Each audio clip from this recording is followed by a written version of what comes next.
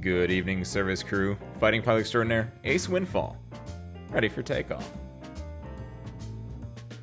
Afternoon, evening, Blammy. Welcome in. Happy Wednesday.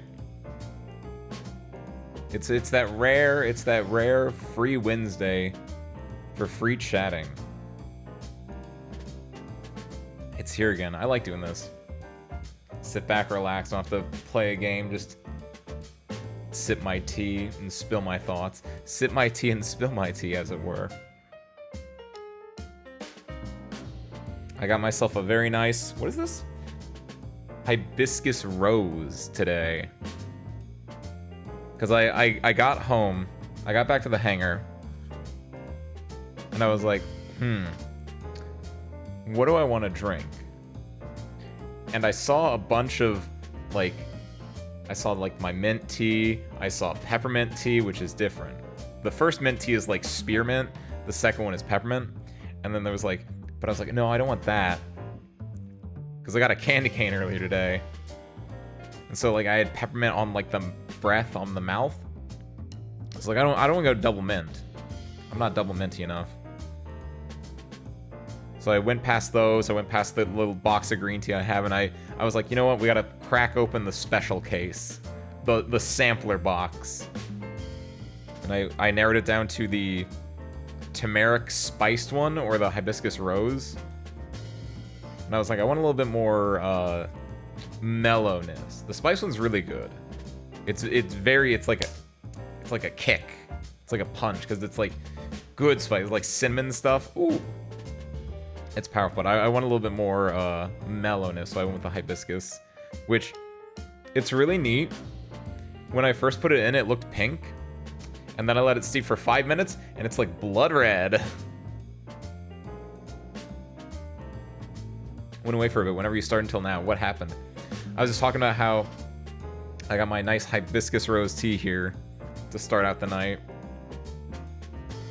and how originally, when you put it in, it starts out pink, but I put it in for 5 minutes, which is like, it says steep 3 to 5 minutes, and when I came back, it was blood red, which is kind of cool. It's a nice, really mellow flavor compared to some other stuff, so it's really nice. But I haven't gotten into like the meat of the potatoes or anything yet. There's not a whole lot. I have like, you know, I have my usual talking points, things that's like, Ace, here's what you do so you don't stumble around for a bit. Which we'll work through, we'll talk about them. If anything else comes up, we can go on tangents, that kind of stuff, right? The usual, the classics. I think I was talking about it, I've been talking about it every time it gets brought up, or like whenever I bring it up, right? But I've been going through like the Ghibli catalog, because that's all on HBO Max right now. It's really good. I mean, it's kind of known. It's been known for a while that Ghibli is pretty good, but finally getting around to watching more than just the one that I had seen forever ago, I really do understand and I appreciate it from what I've seen now. I think I'm now at 5 total. For the longest time, the only one I had ever seen was Spirited Away, which I have not rewatched recently. I think the last time I watched that was, like, oh, what's up, Spare Parts?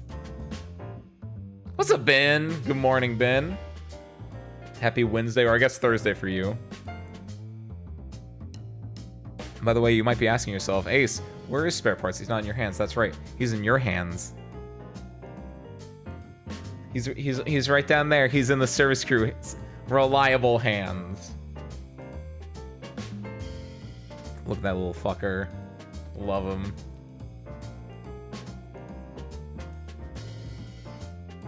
But I was talking about Ghibli movies. Ben, what's your favorite Ghibli movie? Blaine, what's your favorite Ghibli movie? Because I think, like I said, Spirited Away was the only one I watched for a long, long time. And I haven't seen it since like 2012 or something, so it's been a bit. But in the recent ones I've watched then, I think in order, what was it? It was Howl's Moving Castle was the first of the recent one, like first of the ones that I watched recently. Get the thing correctly. Then I watched Princess Mononoke. Then it was Nazca. Then it was Castle in the Sky. And then recently, yesterday, I watched Kiki's. Never watched any? Well, don't worry, Blammy. I watched them for you, and I'll tell you which one to watch. There's actually 3. There's possibly more, but the 3 that I pick are the best ones, easily. Grave of the Fireflies? Oh, I might have watched 2 then. I think I watched a bit of Grave of the Fireflies in, like, a college class at some point. Like, back in flight school, I think they showed us that. Not the entire thing, but I think a little bit of it. So I don't remember that one as well. But, ooh, that's an interesting choice. Because that's like a very real one, isn't it? Like, it's all about the aftermath of the atomic bombing. And that doesn't have, like, the same, it is Ghibli, but is it, like... It doesn't have any, like, pretext of, like, being in a different place. It's all very real. Yeah, ooh. I'm looking up the, like, synopsis right now. Their desperate struggle to survive during the final months of the Second World War. Ooh. Yeah, there's, like, no, like, other premise going on. It's just that. Ooh.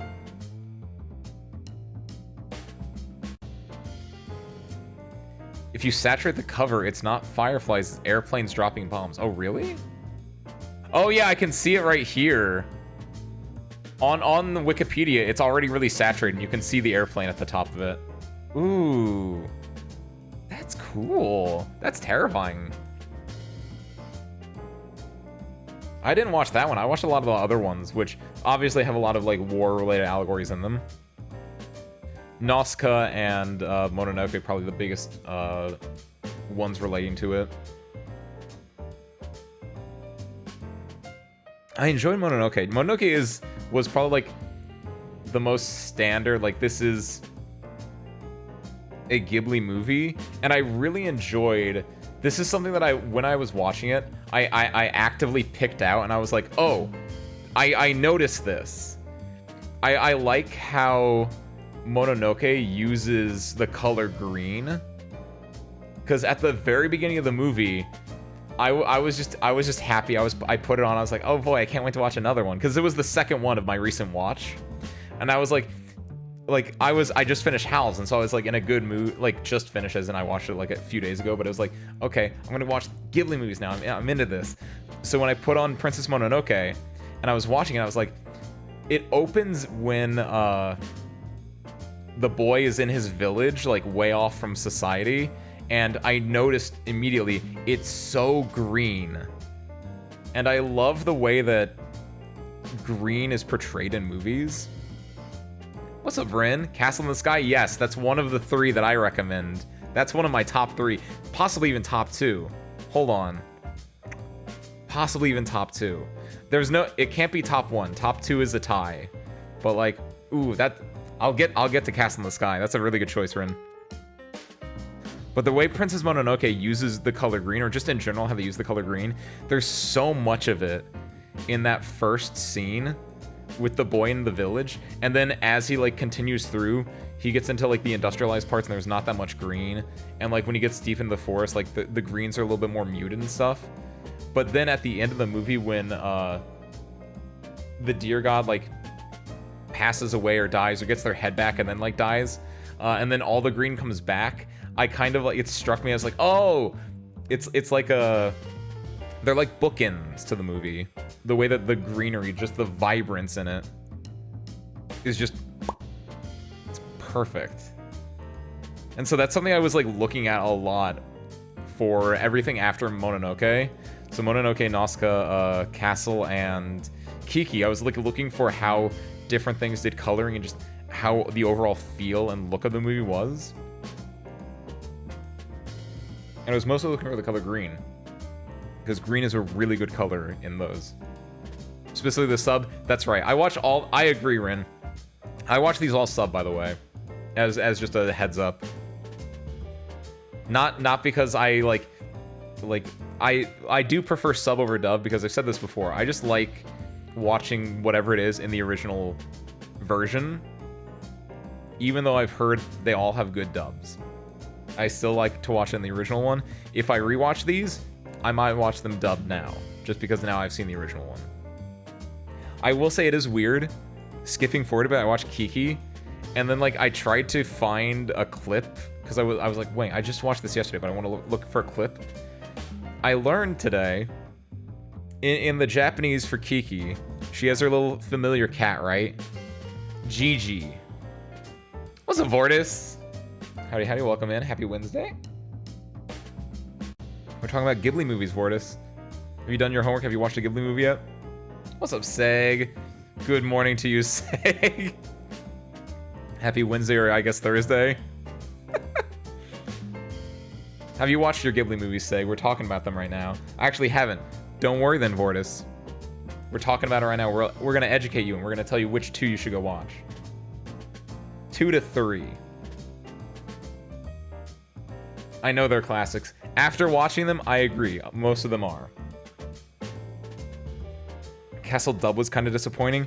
Ooh, what made it disappointing? I was gonna say, speaking of the dubs, back to what I was talking about was there's the cat in Kiki's Delivery Service, right, Gigi, and in the sub, it's very like kind of high pitched esque, kind of nasally, like, hey Kiki, what are we gonna do? You gotta watch out for that other cat. Hey Kiki, it's me. Like almost like I can't even do it. It's a little bit more higher pitched than that, where it's almost like it's that mixed with like a child's voice, but not child. It's just like it's more higher pitched than that kind of intonation, and I think it's great because the cat isn't like, it's kind of like, it's nebbish. It's a little bit like on edge. You know, it gets tossed around. It gets like, it's afraid of the dog. It's afraid of the birds. And then it kind of like goes off and, you know, it starts a family with the other cat, Lily. Adorable little subplot there. But in the dub, I don't know if you guys have watched this or know about this. In the dub for Kiki's Delivery Service, Gigi is voiced by Phil Hartman. Classic funny man Phil Hartman, just giving it like a crotchety old man voice. Very different than the sub. Kind of funny in a way, but when I was like looking through clips, just literally like 20 minutes before stream, because I was like, oh, I want to like recheck something real quick. I was instead enamored by the fact that Phil Hartman was just giving Gigi a voice like, yeah, Kiki, I don't really know what's going on here, or just like completely different. Which I think is funny in like a meta sense. I don't know if it necessarily works, but the idea that like this small little black cat is just giving like a full-grown man voice is kind of funny. Have you seen the new Twitch rules? It's a hot topic now. They don't affect me, Ben. I could give a hoot. I have seen them. That's good or bad. I don't know. For the stuff that I do, doesn't affect me, so don't really, like, it's news, and that's it. Watch hella Ghibli movies. Ooh, nice seg. What's your favorite? Supposed to go see Boy and the Heron on the big screen today. Oh no, you're sick. Did that just came? I saw someone talking about that. I didn't realize that like just came out. Because I saw someone on Twitter saying that like, oh, it was, you know, like a lot of auteurs, a lot of like artists are like, oh, this is my last movie, this is my last game. Kojima, for instance, like, oh, this is my last game. And someone's like, yeah, this is supposed to be like Miyazaki or Ghibli like last movie. And they're like, yeah, a lot of people say that, but this one really felt like it. I did not know what that was. I had just seen the title, and now I know that's just a thing that's out now. That's interesting. I actually love Ghibli dubs. I think I'm gonna go check out, because they're the ones that I like. I want to go back and rewatch those. So skipping to that part, the ones that I like. I really like Castle in the Sky. I already said before, I really like Howls, and I now like Kiki. Kiki's like third. Kiki's like right under those two. But it's all three of them hit a different bit, which I think is really interesting. I felt like the Castle dub, they removed a lot of the good quotes and the way they translate it, and delivery in the would sound older than in the sub. Oh, really? Huh. I noticed a few, because I don't know what you watched it on, Rin, like sub, but I noticed specifically in the Kiki one I was watching yesterday,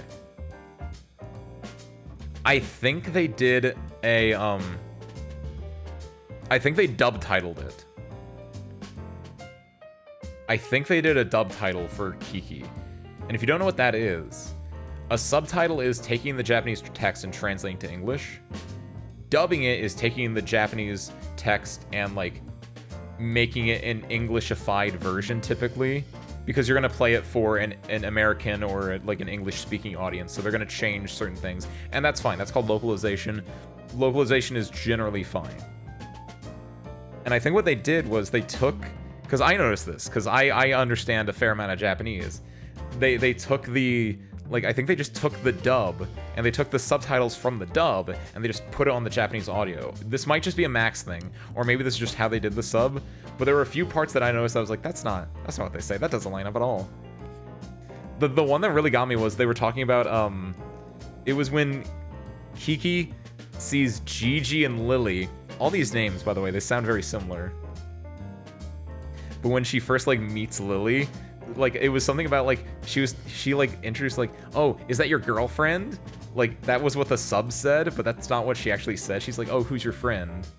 Or, I guess, it's close enough, alright? But it's, like, there's a little bit of, like, context stuff there, and there was, like, 1 or 2 extra lines that, like, got switched and moved around. But it was just, like, my ear picked up, I was like, that's not 100% what she's saying. Like, she had 2 different lines with introduction, but they were both about the cat instead. Not at all an issue or something, but I was just like, I wonder how much of this movie we used subtitle versus dub-title. It's like the Final Fantasy VII Remake Barret is like a different person when dub or sub. Oh, really? Oh, wow. Just like completely changing their, because a lot of the character is their voice, right? Like, if I were to, like, show up on stream and suddenly I was talking like this the entire time, you'd have a much different perception of me as a person. So, like, whenever it switches from, like sub Gigi being like a like, I don't know, like nebbish. I'm almost thinking like who's the character in like Ghostbusters and Flubber? Rick Moranis. He's almost like a Rick Moranis-esque person to being just Phil Hartman. Very different character. However, I think they both have a certain, like, almost laid-backness to it, right? So it kind of works. He's corrected himself and he says he's gonna make more. Oh, really? Did he just immediately walk back, like, boy in the hair and be like, you know what? No, I'm back in it. Just immediately after he made what one person on Twitter that I saw said was like, oh, this feels like a final movie. Christian Bale kills Howl. I know that Christian Bale is Howl. That's one of the ones I want to go back and watch then. Because that's what you said that, Harmonica has said that, and I think at least one other person that I've talked to has said that, like, yeah, no, Howl makes that movie in the dub. Which is good, because Howl is my favorite. It's his moving castle. He better be the good part about it. Miyazaki's been saying it's his last movie for a bunch of movies in the past, too. That's what every artist, every, like, auteur, like, Miyazaki, Kojima, famously with Metal Gears. This is gonna be my last Metal Gear. He said that for like 2, for 3, for 4, and for 5. It was true with 5 because they fired him. But like, damn. It's one of those things where you want to give a satisfying conclusion to some piece of media, but at the same time, you want to, like, continue to breathe life into it, and or you want to make that money. So it becomes a tough balancing act, right? Your GG voice sounds normal. What do you mean? What can I say? Maybe Ghibli, if you ever make Kiki's Delivery Service 2, and you need someone to voice one of those grown-up GG kids, I'm your man. You know where to reach me. Which I like. One thing that I've noticed that I've liked out of the recent ones that I saw, especially I think Keys was the one that did it the most because it actually does have a post-credit scene. But I like that whenever the credits are playing, it just shows like what's happening after the fact. I kind of like that the movie ends on like the climax, like the high moment, and then the credits play, but it doesn't just do like white credits on a black screen or something like that. The credits are used as your like this is where we are at now kind of moment. Like in Mononoke, the final like moments before the credits are the dear god is dead, everything is now green, good. And then credits start, and that's where you see you know, life coming back to the forest in a way. You see the leader woman of the ironworks, right, with all her people around her, and they're gonna like start rebuilding, but they're gonna like live in harmony with the forest. I think that was during the credits. I could be wrong, but like just talking about like using it as a way to just like finish wrapping the bow on the present. And Kiki's did that too, where it was like the final bit of Kiki is, oh, she saves the boy. She saves Tumbo? Was that his name? It was something goofy like Tumbo, Tombo. It was Tombo, I think. And that's like it. And then it like cuts to credits. But the credits are then it shows like Kiki and Tombo like flying together because he gets his flying machine working, which isn't an adorable subplot. I like that. How like Tombo independently is like, oh, I want to fly. I want to be like someone who flies in the sky. Relatable. And like this scene where he takes Kiki on a little ride. That is one of the most adorable things I've seen. The little like budding romance between the two of them is so adorable. And they're like flying, and like she's leaning to like help them go around like turns and everything. Just super adorable. He's like my second favorite one because it's all about breaking your own mental blockers. Hard relate. That's something I noticed too. It's very comfy. I like the aesthetic of it because it's all in. I like a lot of the movies where it's set in like semi-fantasy almost. Like it's out of place and out of time. One piece of trivia about Ghibli, I love that Nausicaa Valley of the Wind is the reason we have Katawa Shoujo. Excuse me, what? You want to explain that one a little bit? Is it just because like the Katawa Shoujo dev was just like, I like Nausicaa, and then things kind of spiral from there? That just happens. You didn't know? I'm not surprised, but I don't like. No, I don't think I actually do know. What is the reasoning here?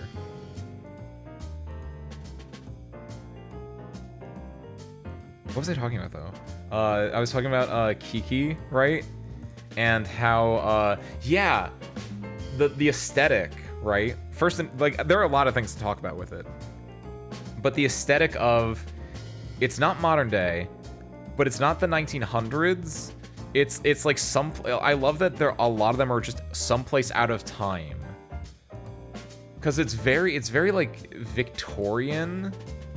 But they have like phones and they have TVs and they're watching like a dirigible lift off from a TV, and it feels like very like 1920s, but at the same time it's like it's also like just a rinky, it feels not rinky dink, but just like some European town in like the 1600s as well, which is like there's just a baker and there are just people patrolling and there are cars and everything, and it just there's some weird fantasy like time period that's just super duper comfortable,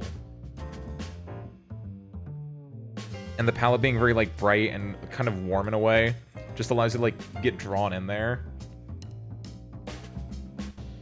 But the entire movie then, yeah, being about like your own mental blockers, because I didn't know what the movie was about. I was just like, oh, it's a Kiki's Delivery Service, that's it. And I was thinking like, okay, in Princess Mononoke, I kind of know that that's going to be, you know, man versus nature-esque, industry versus nature. Castle in the Sky, it was going to be about a castle in the sky. That castle do in fact be in the sky. And it turns out that's a treasure hunting one. Sure, that kind of makes sense. Nausicaa, I knew it was like about war and semi-related stuff like that. No idea what Kiki was about. I was just like, oh, it's probably just, you know, slice of life-esque with something going on.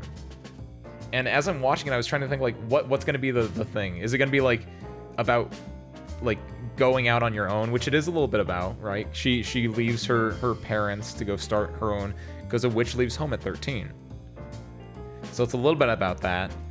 And then at one point she meets, when she's leaving home, she meets a different witch who's just about to turn 14. She's almost done with her year in training, right? And I was like, oh, maybe it's gonna be about, like, you know, the two of them, like, bouncing off each other about, like, and then they're gonna be, it's, you know, friendship and, like, a mentorship or something like that. No, the 14-year-old, like, she shows up, there's one scene and she leaves, and I was like, I kind of like that.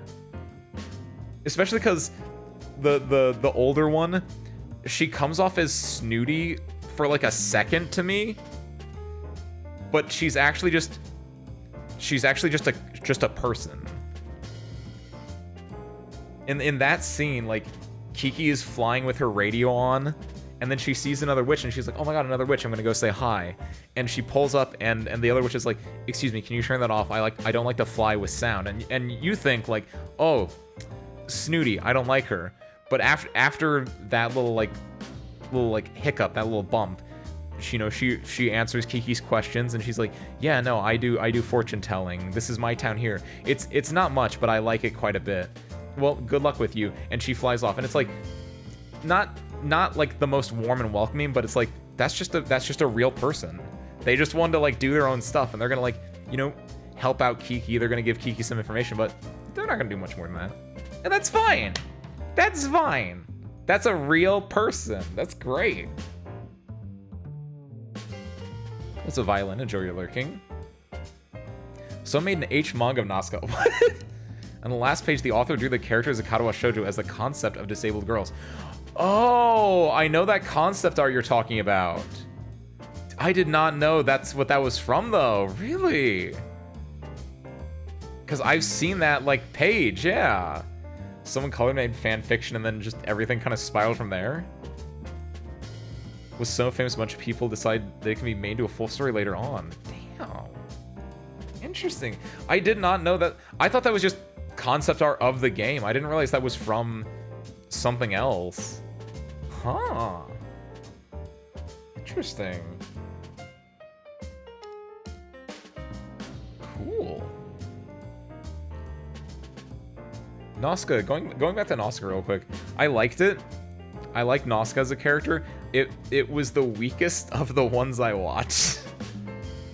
Which I think, to me, it was mostly just because of the color palette. And the story didn't grip me as much, which is a little unfortunate. But I did like the bugs. I liked a lot of the world it built up. But there was just something that didn't, like, stick with me 100% as opposed to the other ones. Maybe it was just because of the tone was a little more grim. And it kind of... There were bits where I thought certain characters would be more impactful, but they weren't. There's a lot that, like, it's like a super duper early one, right? Nazca's like one of the earlier ones. Where's the Studio Ghibli? So maybe it was like they didn't fully have everything down pat. It was the very first one. Nazca was the very first one. That's surprising then, because the very next one they made was Cast in the Sky, and that was peak. What's up, Raizune? Enjoy your lurking.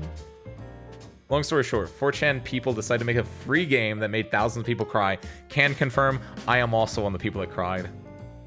It was very good. I played every single route of it, like, a decade ago or whatever, when, like, around that time that came out. I can also say that I am one of the people that picked up running for a little bit after reading it. Don't do that anymore. I do still walk, though. But, like, yeah, no, it was a good game. I enjoyed it. Did you see The Secret of Arietti? No, I haven't yet. Would you recommend that, Rin? Yeah. Sorry. I slapped your names together. Would you recommend that, Rin? Arietti, aka The Secret of Arietti? The Secret World of Arietti, excuse me. I'll have to... I assume this is on Max. I can go check this one out. What's your elevator pitch for it? And for years, the creators of Kado worked on it for free because that's the time the Patreon wasn't a thing, nor are Kickstarters. Ooh. Even, it is weird to think about, like, if it came out today, would it have been on Patreon or Kickstarter? Because it's such a specific thing. Like, there are a bunch of visual novels and games that still come out for, like, free. Just because it's just something that people kind of want to work on. It's interesting to think that, like, maybe if that did come out today, it would be on, like, Patreon or Kickstarter or something like that. Because it feels like, given the dev history of it just being on from, like, an image board, where it's just people just kind of get together and do it, those are kind of like your indie jam projects, or just like your people just slapping them together, where it doesn't feel like it would be on Patreon or Kickstarter. At least not at first. Maybe like they would have made like a beta version that would have been free, and then someone would have been like, hey, you should put this on this, and then it would like branch out. It's pure passion of just making a game. Yeah. Where it's just like, we just want to do this. Which is nice. It's pure. I love it. It's Miyazaki's take on the borrowers. What are the borrowers?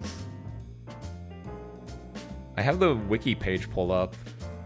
It's based on the novel The Borrowers by Mary Norton. Oh, is this family of tiny people who live secretly in the walls and floors of an English house and borrow from the big people in order to survive.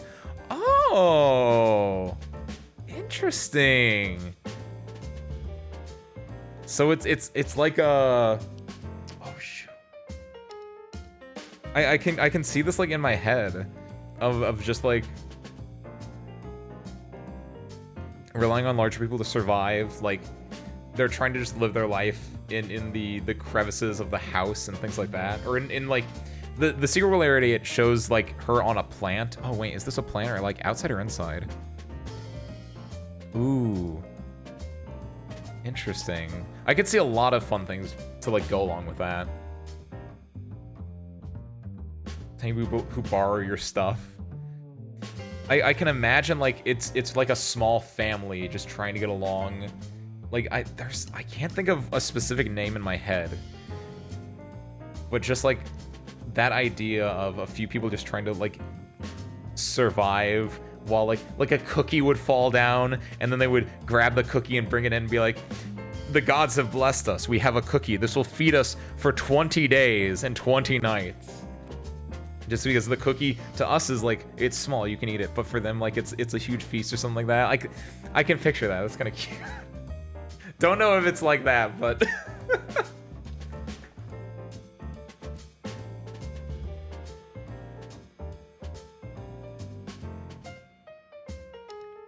But back to Castle in the Sky. That's the important one. Nausicaä, solid. That was the first movie. They didn't 100% know what they're doing. 2 years later, apparently, they made Castle in the Sky. That's one of the best ones. Howl is still up there. So out of the three, right? I've said it this entire stream. There are three that I really like, and they're all kind of tied. It's because they're all tied for different reasons. Castle in the Sky, I think, is literally the perfect one.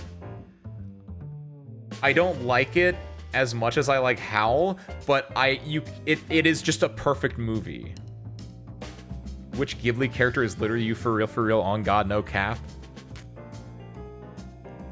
I mean, I want to say Howl. I just really like Howl. I don't know if I should say that, because I don't like. I gotta rewatch it with the dub, but I like Howl. I just think he's neat. Totoro. I haven't seen Totoro. That was gonna be my next one. I can be big and friendly. I can be a good neighbor. I could be Totoro.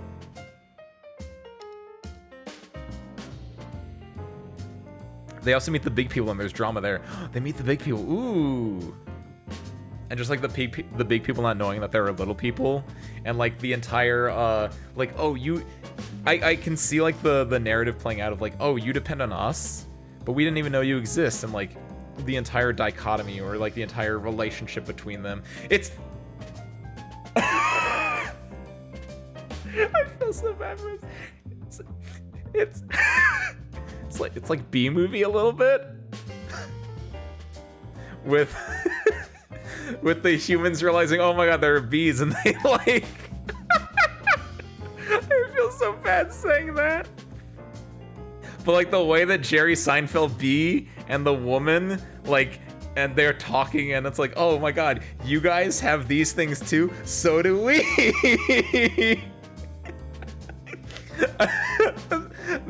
I don't mean that like bad. B movie I think is a solid movie. I just think it's really funny. It is in and of itself a meme, but I do not mean that like in a condescending or like mean way. I think it's just like, it sounds like, I was trying to think, what's a movie where there are small people that rely or like interact with big people and they're like worlds apart and the worlds collide, and it's B movie. B movie is that movie where you have the bees who are tiny and they have their own society, and there are the humans, us, who have our society, and then they collide. And then George, who has the salad dressing? He gets put in court or something. I don't know. I'm so sorry. He'll be remembered forever. It's Jerry Seinfeld's best movie he ever made, probably. I don't know Jerry Seinfeld's filmography. I only know that from that and Seinfeld, but it's up there. Is that a DreamWorks movie? It's probably DreamWorks' second best movie, if that is the case. I think it'd be Calcifer. Oh, I do like Calcifer a lot too. From Hal, I do like Calcifer a lot. How is Calcifer in the dub? Calcifer in the sub is similar to Kiki, to Gigi from Kiki, where he kind of talks like this. Hey Hal, you better watch yourself.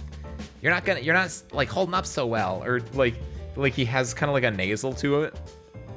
And I do like Calcifer, which I'm okay with being Calcifer, because Calcifer is also part of Howl, sort of. That's part of the reason I want to rewatch it at some point. That's the reason why I think Castle like is a better movie overall, because when I watched Howl, the last like fourth got a little too mystical isn't the right word, but it became a lot more allegorical with like the war going on, and it was more about feeling than about narrative structure, and that's fine. But god, do I love me a good narrative structure. So when like you have like the scenes with Howl and Calcifer, and like Howl is in the field and he gets a star and it turns into Calcifer. And then I'm trying to think like, what's the relationship between Howl and Calcifer? And Calcifer is obviously the one that is controlling the castle. And if Howl lets Calcifer go, the castle goes away. But how does that impact Howl? And Howl is a monster. So like, how does this all tie in? And it's all feeling based. So it gets a little weaker to me. Whereas Castle in the Sky, they're pirates. That's it. That's the movie. Perfect. There's a girl. She fell from the sky. She has a mystical stone. MacGuffin. There's a boy. He works in the mine. He finds the girl. They go on an adventure.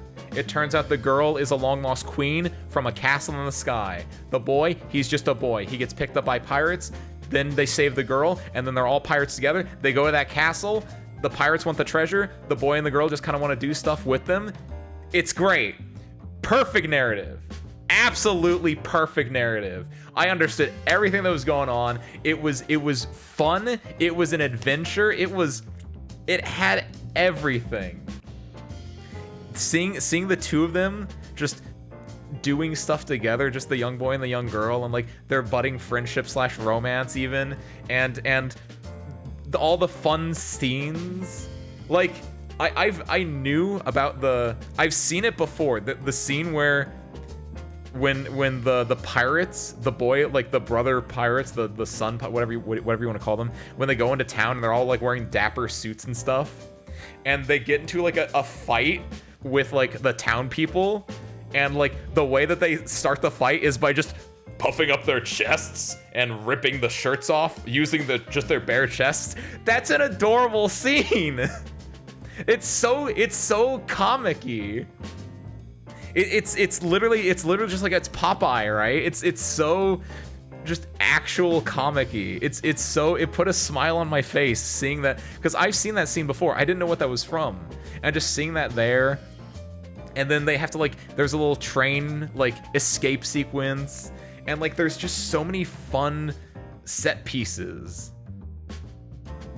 And then the design of like, then it gets a little bit like darker, gets a little more real with like, there's the robot, and like the villain is like showing the girl like, this is the robot, this is what you can do, and that's fine. That draws a line between like the fun, because the pirate scenes are fun. You go back and you look at that, even though the pirates are chasing them down, you have an overall levity in that kind of scene. But then when you get to the actual villain, it's dark. It's like, ooh. Fun fact, the cat thing on the robot is the same as the cat from Nausicaa. I noticed that, Rin. I watched them the same day. I was so happy when I noticed that. Because I literally watched Nausicaa when I was like making lunch. And then like a couple hours later, I was like, you know what? I want to watch Castle in the Sky. And I did, and I saw it, and I was like, what the hell? The literal same day I saw that little dude, I got so excited. And it makes sense now that I'm looking at the Ghibli list right now, because they were the first and the second movies. They just back to back. So they're like, you know what we want to throw in? Let's throw in that little... The fox squirrel is what it's called, Rin. I know, because that was... Whenever they introduced them in Nausicaa, that was like my favorite part. Because foxes and squirrels are really adorable. Foxes are easily my favorite animal. And I think squirrels are cute. I like squirrels or like ferrets or ermines. All those like little like rodents that are a little bit like longer. I think they're adorable. With like bushy tails and stuff. So if you take a fox and a squirrel and slap them together, it's great. I love it. What's your take on Kyoto Animation Works? Because I think KyoAni's works in a directive manner rival Ghibli stuff. I haven't watched as much of their stuff, but who doesn't like KyoAni? Like, it's really good. It's a little bit more mature, just off the top of my head, thinking from what I've seen from Ghibli so far and what I've seen from KyoAni so far. Ghibli is like, you can watch a lot of these with like the whole family. KyoAni is like, you can watch this like when you're a little bit older. What is the biggest rodent, Ace? Good question, Blamey. That's the capybara, which just walk on the streets of South America, if YouTube thumbnails are to be believed. And I do believe them. It's a big-ass rat. They have more slice of life. I don't know as much about their filmography, KyoAni's filmography, right? But I will say, I've watched a lot of their anime, a fair amount of, like, the episodic anime. Obviously, the films are also anime, because anime is just, it's a style. It's just Japanese for animation. We don't have to get into that. That's a whole nitpicky thing there. But the best thing that KyoAni ever released, IMO, and asterisk, I haven't watched everything. This is just my favorite. They need to make more Hyoka. Hyoka is like one of the best things that KyoAni's ever made. And it's a shame that there's only the one season of it. Because there's so many, there's at least a few more light novels in there. Who has seen Hyoka here? If you haven't, you're doing yourself a disservice if you like episodic anime. If you just like not episodic. It is episodic, but it's like an anime, and it's not like an overall arching theme. It's just comfy, and it's very it's effectively Sherlock Holmes in a way. Or what's a better one? Because Sherlock Holmes, you can like go back, and I think you can like always see who the culprit is. But with Hyoka, sometimes I don't think it's as obvious. Because I'm trying to, it's like Shirley Temple. Who did Murder on the Orient Express? Whoever that one was. That's the other author with like mystery stuff, and sometimes it's a little bit more obtuse with finding out who it is. But Hyoka's great. Because my favorite format, I like episodic things, but episodic can sometimes be like, you want to dwell on a subject matter a little bit too much. Like, or sometimes it doesn't, like, dwell on it enough, excuse me. Like, if it's done in one episode, it's like, oh, I kind of wish we spent more time with that. And then if it's, like, just a full-long, like, it's over the course of the entire season, it's like, well, this kind of stretches on, I want something new. So the best thing is episodic for 2 to 3 episodes, like mini arcs, if you will. That's what I think my favorite style of media is. A la like a manga, where it's like a few episodes of this, then you move on to something else. And Hyoka does that. Like the first 3 episodes are about an ice cream thief, I want to say, something like that. Because that's where the title comes from. Hyoka is like ice cream. And it's about like an age-old mystery that happened at this school, and they're able to crack the case. Because it's okay, so the premise of Hyoka is there are 4 students at this high school, and they're part of the literature club. I want to say it's literature club. And you have your main character who's very like, I don't want to waste any excess energy. I'm going to just be as lazy as I absolutely can because I don't want to burn any excess energy whatsoever. He's kind of that guy. But he does it in a cool way. He's not like edgy or anything. That's just his attitude. That's just his mood. He's like, I just don't want to spend any excess energy. That's it. And then you've got the girl that goes with him, and she just gets really interested in something. And she'll look at him and say, I'm really interested in this.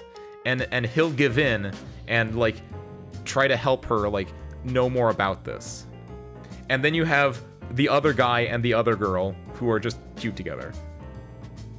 And it's all about these 4 members of the literature club and how they just start solving mysteries every so often. Like someone will come in and be like, hey, we lost this. We don't know where it went. Can you help us find it? I think it's been a while since I watched this. But like then the girl will look at the guy and say, I'm interested in this, and then they'll start to like corkboard out a plan and being like, okay, well, if this guy says this thing and she says this thing and that guy says that thing, well, clearly their stories aren't matching up. And then it's like objection. It's like Ace Attorney. I don't know. It's great. Would recommend it. You need a squirrel pet to match your spare parts cat. Maybe that could be my my little mascot at some point, or maybe you guys can turn into squirrels at some point. I was thinking about that earlier today, actually. I think about that every so often. What a mascot slash fan character, is that the word? Not fan character. Mascot would be for me like viewer representation, like service crew representation. Obviously you guys are the little like service crew people with the blue hats. And I would think like if I were to like turn you into a marketable plushie, you would still have the blue hat. Like you'd be like a squirrel with a blue hat, or you'd be like an ermine. I really like ermines. Like the little like there's like the few gifs or images that circulate every so often about like the little white ermines in their winter coats. I think they're so adorable. So get like one of those, a little like furry little white snake effectively, give him a little blue hat, maybe even a little blue scarf. I think that'd be so adorable. Either that or just a fox, because foxes, again, they're my favorite animal, but that might be a little bit too like, we can make that work, but it's just like a lot of people have foxes as ones, and I don't know if I can be that. Like, I don't want to be unique, but at the same time, it's like there are options we can go, and that's not something that we have to worry about like at any time nearby. But if you have suggestions, send them to 1-800-ACE-WINDFALL.com. That's both a phone number and an email, Ace. That's impressive. That's not an email. That's a website. It's way off. That's way off. They also count it as Fish by the Church. Wait, what do we... Oh, wait. Wait, Fish by the... What is the... Wait, what's that in reference to, Blammy? To the capybaras? Oh, wait. Hold on. Hold on. Wait. That was like 10 minutes ago that Blammy said that, but I'm assuming... I want to explain this part, because I feel smart about this, because I understand the world.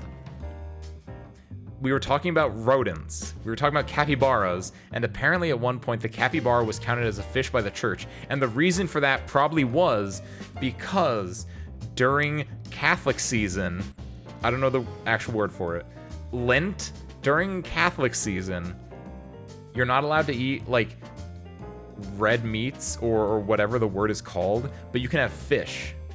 And the church was probably like, hey, we know there's a bunch of capybara down there, and we know you guys eat that, and you probably don't have that much access to fish, so we're gonna consider that a fish so you guys don't, like, die over there. I'm gonna assume it's something like that. That tangent over. Back on. So they eat capybaras? Probably. Based on that information, I'm gonna hazard a guess. If I'm wrong, I'm so sorry for implying that people would eat capybara, but, you know, I that's my assumption.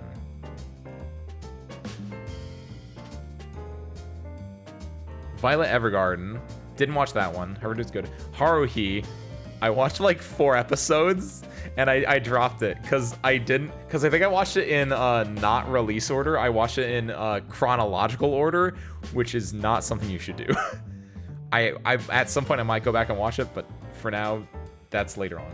K-On! Of course I watched K-On! When I became an anime person, right? Because you go through that phase where you like watch a bunch of anime. That's when K-On! Was popular, so of course I watched K-On! Hyoka, the best one. Tamako, it's alright. I heard it was alright. That's when I fell off because I was like, I don't care about Tamako Market. Sound Euphonium, did watch that one. They still make Sound Euphonium stuff. Sound Euphonium is pretty solid. A Silent Voice, very good. I read the manga for that originally, and when KyoAni did the adaptation, I didn't immediately watch it, but I ended up watching it on I watched it as like a watch along like forever ago, and I just remember watching it and I was like, yeah, this is really good. This is a really good adaptation of it. And then you put Violet Evergarden down again, Ben. It was that nice. Animal crackers in my soup. Monkeys and rabbits loop the loop. That's some bars, say. What are you talking about, though? Get a mascot for plushie merch later on. Are you telling me you wouldn't just buy a Fumo of me, Ace Windfall? Or am I not already a marketable enough plushie? You could squeeze me, and then I would say... Ow! What are you squeezing me for? I don't know. What would I say? Watch this? I'd say watch this. That's a good one. That's something I would say. Also, I'm pretty sure they were considered a delicacy. Ooh, giant rat soup. A delicacy. You didn't watch Violet Evergarden? No, I didn't. It's generally the most beautiful anime I've ever seen. It's the first time I was disappointed the max quality was 1080p. Really? That was also like in the period where like I started to fall off anime. And also because like people were saying like Violet, because obviously it was like the newest KyoAni thing, and KyoAni is of course very good at what they do, but I'm also somewhat of a contrarian, so I was like that's fine, that's nice, I'll go watch it later on if it's good. And apparently it is, so maybe now at this point I can go back and watch it now that like it's like my contrarian ways are over, and now I can like enjoy things again. And it's been long enough that people don't remember it as much anymore. So then I can like go watch it, and then I can be like, hey, has anyone seen this little indie gym called Violet Evergarden?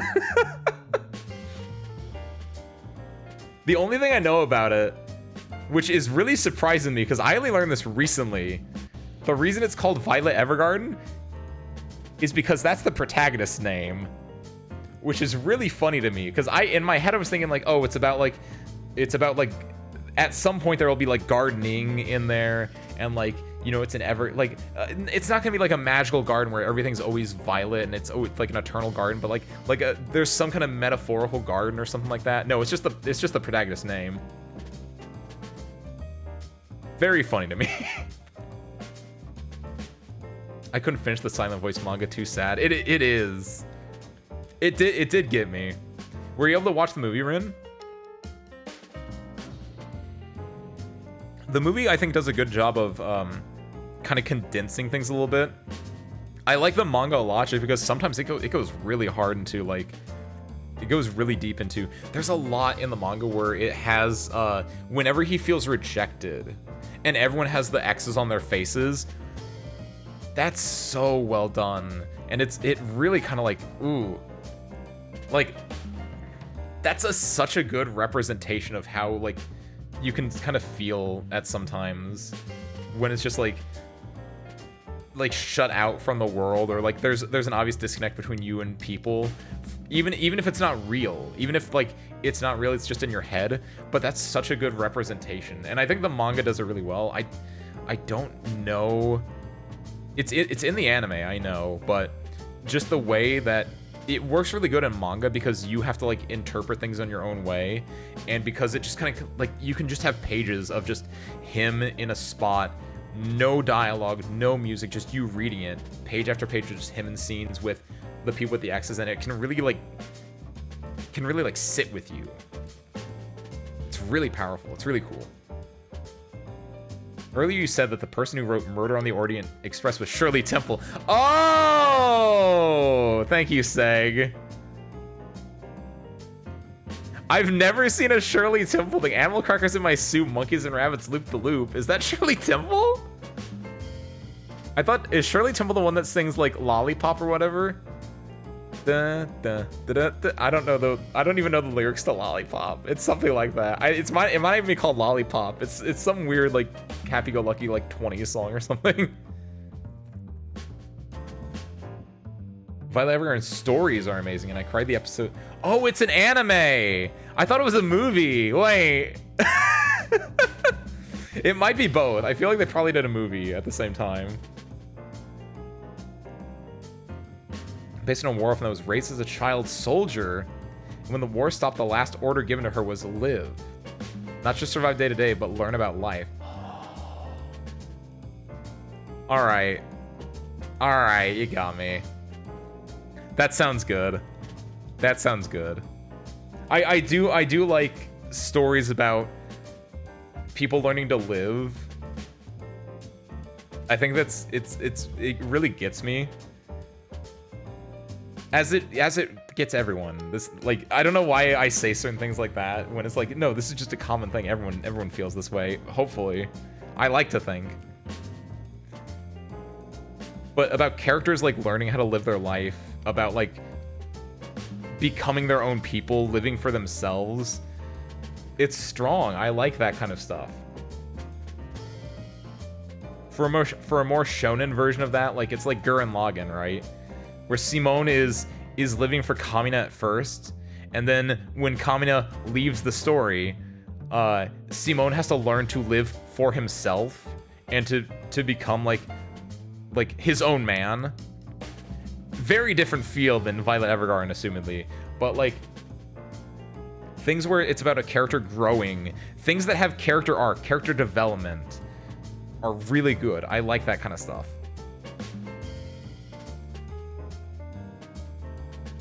She's popular way before my time. So you tell me you're not like an 80-year-old grandma? Only reason I know of her was the weird commercial that would pop up on TV. You guys ever watch, what was it, TV Land? Like that old TV stuff? For some reason, I don't know why, I was a Green Acres kid. I'm not old, I'm 30, right? But for some reason, I had a portion of my life when I was like 12 or whatever, where I really liked Green Acres on TV Land. Maybe, was I even, it might have been younger than 12, but I don't know if anyone else went through that phase where they just like really liked one weird like show on like something that is way outside their boundary. But all I know is that Green Acres is the place to be. Farm living is the life for me. I don't know why. Like, looking back, I don't know why I had a fascination with that show and I watched a lot of it. I think it was just because it was on. And I like it had some kind of a thorough plot. Like, it had a through plot. And so I think it was just like, I was hoping that one day they would like sell the farm and move back to the city or something like that. But clearly they never do. It's an endless thing, right? It's like building the plane. They're always saying they're gonna build the plane for you, but you know, then they spend 950,000 spare parts on giving you cats and smacking you in the head. And I wouldn't have it any other way.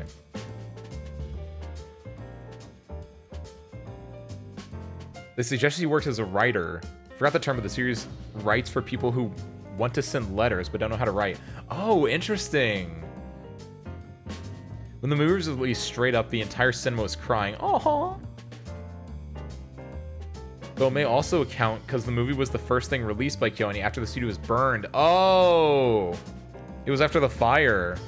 That would make a lot of sense. Yeah. I forgot that was even a thing. Man, that was a messed up time. I'm glad that they've been able to like bounce back and start doing stuff again, because they really are like a really good studio.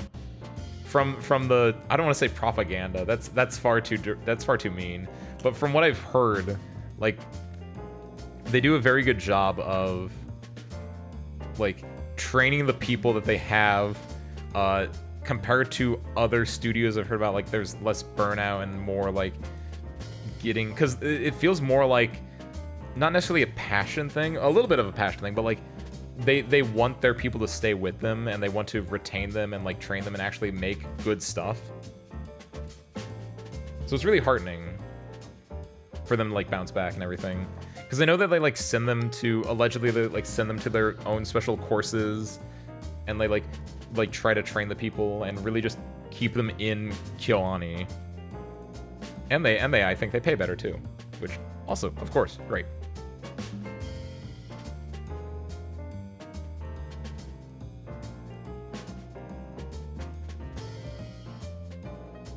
So KyoAni, good. Ghibli, good. Any questions? Leader position to a woman in the 90s. I think they have a majority female staff too, if I'm not mistaken. I've always heard that about them.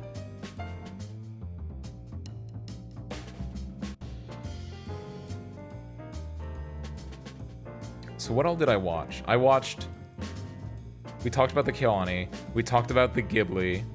Nausicaa's pretty solid. Castle in the Sky is the best one because it has the best like plot. Kiki's is very adorable.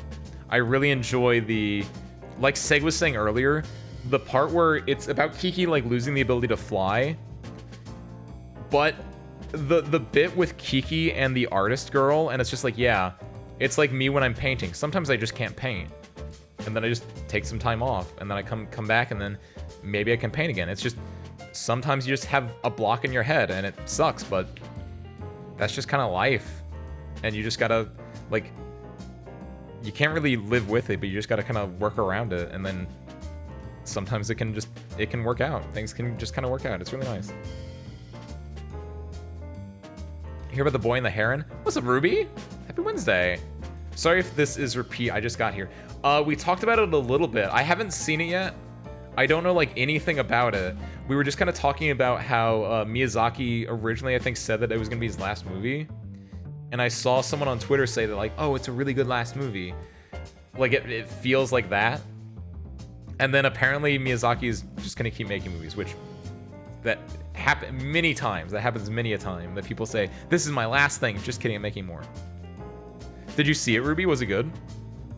Seg was saying that they were gonna see it, but they ended up getting sick, so they weren't able to see it. So I need someone to explain a little bit about it. Several have been his last. Like, it's like Kojima and Metal Gear, exactly.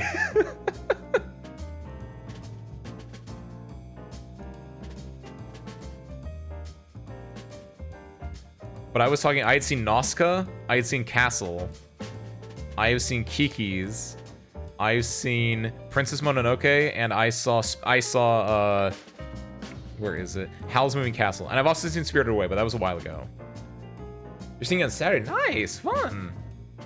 Let me know how it is. I might, maybe I need to go back to the movies.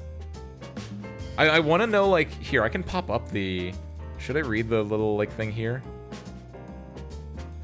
Japanese animated film. What? I just want the, like, the one-word synopsis. Described as a big fantastical film, it follows a boy named, I guess this is very, very, very, very, very light spoilers. It follows a boy named Mahitomaki during the Pacific War who discovers an abandoned tower in his new town after his mother's death and enters a fantastical world with a talking gray heron. Okay. Interesting. It's Pacific War related, which goes back to Grave of the Fireflies a little bit then. Interesting. Domina asks, how do you learn Japanese so well? It's kind of hard for me. Ooh, good question, Ren. The long answer is I've been learning it for a decade, and I'm still only kind of okay at it. Like, I'm good at reading. I'm good at reading and listening because I don't need to produce Japanese a lot. I don't speak to Japanese people. I don't, like, write Japanese for any reason, but I consume a fair amount of Japanese content. So, like, the main reason I am still as good as I am is because I follow a lot of Japanese people on Twitter, and so I like to read those. I of course, not really much anymore. Right? I was gonna say, you know, anime or stuff like that. You can always watch that. Because people always, like, I don't want to dog on, oh, just watch anime. It will help you learn Japanese. Because some people dog on that. But there are people who don't speak English who learn English from watching, like, Star Wars or from watching English stuff. So watching anime inherently is not a bad thing. You just have to be aware of how characters are speaking, because obviously, like, if you're learning English and you're watching, like, Popeye the Sailor, and then you go up to someone, like, with your newly found English ability, and you go, what's up, Popeye spin? I don't know what Popeye sounds like. I just know he goes like, right? But you just have to like know contextually, like, what is appropriate speech, right?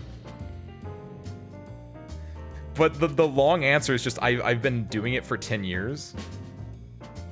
The best, I can tell you what I did to start out, and I can tell you that what Ben just said is very big. If you want to get good fast, it's immersion. It's like speaking to others in Japanese. Like, find someone who speaks Japanese natively or speaks it, like, at a very, very good level, where, like, preferably that, you know, they've probably been or they live in Japan, something like that. Someone that you can actually, like, speak to. That's a really big part of it. I've never done that. So that's why I'm okay. What I did, though, was back when I was in flight school, literally just one day, I was like, I want to learn Japanese. I watched anime for a while, right? I've always been a weeb. Apologies for the term, but I just always have been. Ever since I watched, like, Pokemon, right? Ever since I got, like, Pokemon Blue on the Game Boy Color, I've always just been like, oh, Japan's so cool. And obviously, I can't say that because then people are gonna be like, Ace, you're such a fucking weeb. It's true, though. But I've never really cared about it that much. And I've always, like, I remember when I was younger, I would get, like, the Japanese in 10 minutes, like, books or whatever like that. Didn't really read them. For the longest time, all I knew was how to count to 10. 1, 2, 3, 4, 5, 6, 7, 8, 9, 10, 11, 12, right? Like, I knew that. And I knew, like, oh, actually, it's both she and yon, depending on, like, because she means death. So, like, I knew that. But at one point when I was in flight school, I was in a class, and no, it wasn't in a class. It was like 30 minutes before a class, because one class got out at like 11 o'clock, and the next one started at like 11:30, something like that. And so I had 30 minutes between classes where I just sat in the class and I just waited for other people to show up. And I was just, like, browsing the internet, and I saw people, like, there was, like, a big thread that had, like, a bunch of posts on it, and it was just, like, where it was just people just going and learning Japanese. And they had a lot of resources, and I just went into it, and I just delved into it, and I just learned. The main things that I did were, I don't know what level you're at, but this is the Ace Windfall crash course. The first thing you need to do, before anything, it does not matter. This is just, you need to do this, is go on to Wikipedia, I think has it. I'm on Wikipedia right now. I can just do this right now. You just have to learn your kana. Like, before anything. You can do this in a weekend, effectively. It should take no more than like a week. Just memorize the kana. You can, it doesn't have to be perfect. You're probably gonna fuck up for a bit. Everyone always says like, oh, katakana shi and su and n and so all look the same. Yeah, gasoline is a funny word in Japanese. Because gasoline looks like, do I have a thing that has text on this scene? I don't think I do. But gasoline and katakana has like so many things that all look the same, and it really depends on the font you're using too and stuff, but like you just have to learn the kana. That's the very first thing. After that, what I did was I used Tai Kim's Guide to Grammar, and I just did all of that. And then I did the Yotsuba thing, where you can find Yotsuba online, and a lot of people recommend it. It's a little bit tricky because the second like chapter of Yotsuba is about like global warming and about the air conditioner. So very big words that kind of like fuck it up. And also like Yotsuba, they speak in like casual dialects and stuff. So it's not great, but what I would recommend is just find something that you enjoy and work with that. Let me catch up with chat real quick before I keep going. Slowly learning your phrases, syntax, words over the years, same as me. Yeah, exactly, Punk. What's up, Punk, by the way? Happy Wednesday. Japanese don't even know their own language, so I hear. Most people just everywhere in the world don't really know their own language. That's just a thing.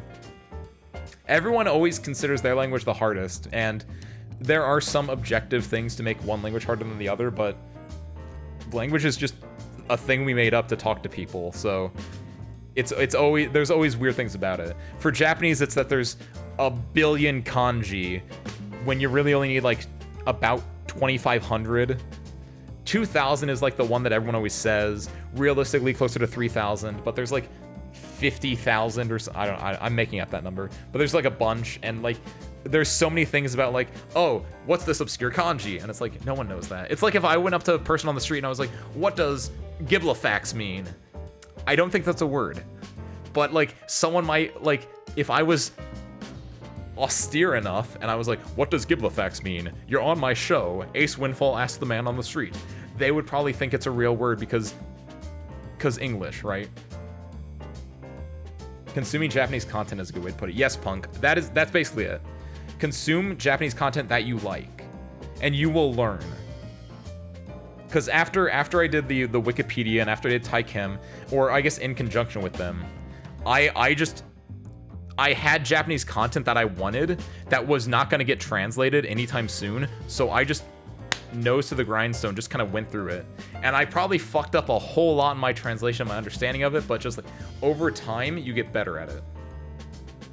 Like, if you want to even, pretend you're like being a fan translator. Like, go and like take, a manga is like the best example.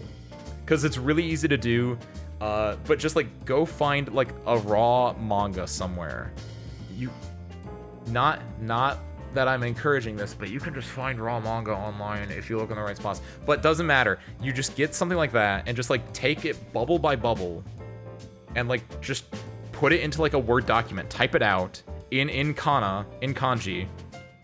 And manga's also, the other reason manga's good is because a lot of manga have furigana, which will help you explain what the kanji actually is said as, which is really important. Because the way that I learned, I didn't learn kanji, I learned words, which depends on, like, there's good and bad to both versions. What I did by learning the words means that I know words, and it is faster, and I don't have to, like, bog myself down with, like, oh, this is a reading for this kanji, this is a reading for this kanji. Thank you, Sorcia. But yeah. Sorry, let me scroll back with it. Let me finish catching up with this. I hear Japanese can comprehend the meaning, but that means I don't know how to spell the word sometimes. Yeah, there's, between production and recognition, there's always like a big gap, depending on it. Watching Peppa Pig in a language helps as well, because it starts with normal, usual things said in language. Yeah, watching, like, it feels weird necessarily, but sometimes, I don't want to give this as an overall, but like sometimes children's content kind of stuff can help, but it depends. And also depending on who you are, you don't want to demean yourself by like watching children's content, so it's up in the air there. When I speak Japanese in my head, it sounds great. When I actually talk, it falls apart. That can just happen in English too. You don't know how eloquent I sound in my head, and then I just I speak very fast. It just falls out. Speaking Japanese is just like fighting games. If you want to get good, just go to locals, idiot. Seg is spitting right there. Katakana is just Oki. I will not elaborate.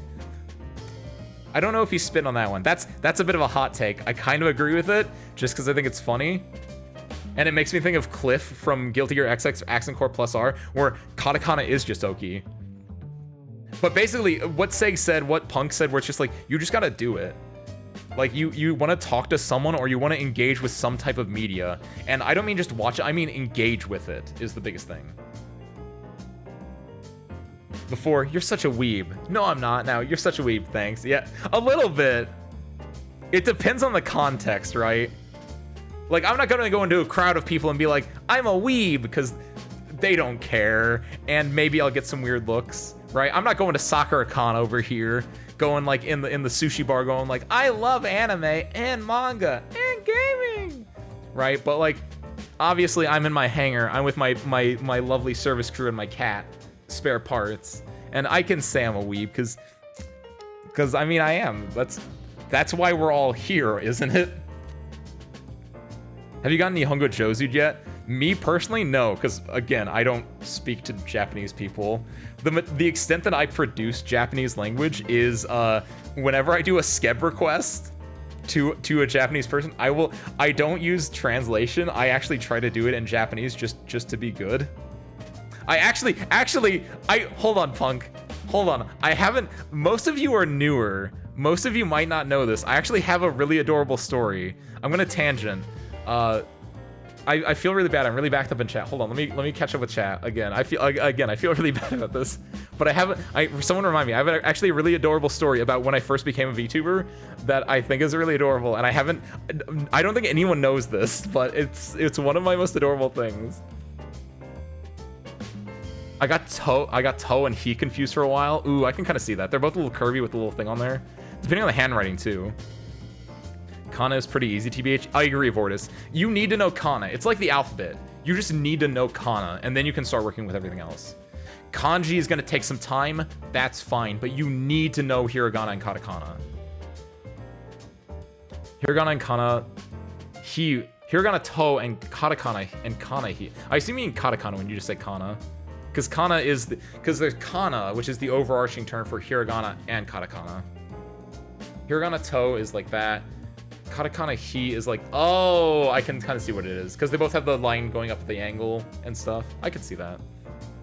Demon Queen is alright. Welcome in, Sorcia. Thank you for the head pat earlier. Our language, Tagalog, is considered to be one of the easiest to learn because it's just a bunch of syllables. No hitting spelling and stuff. Ooh, interesting, Ben. That is one thing that I like about Japanese as well, because it's not an alphabet, the kana system. It is just a syllabary.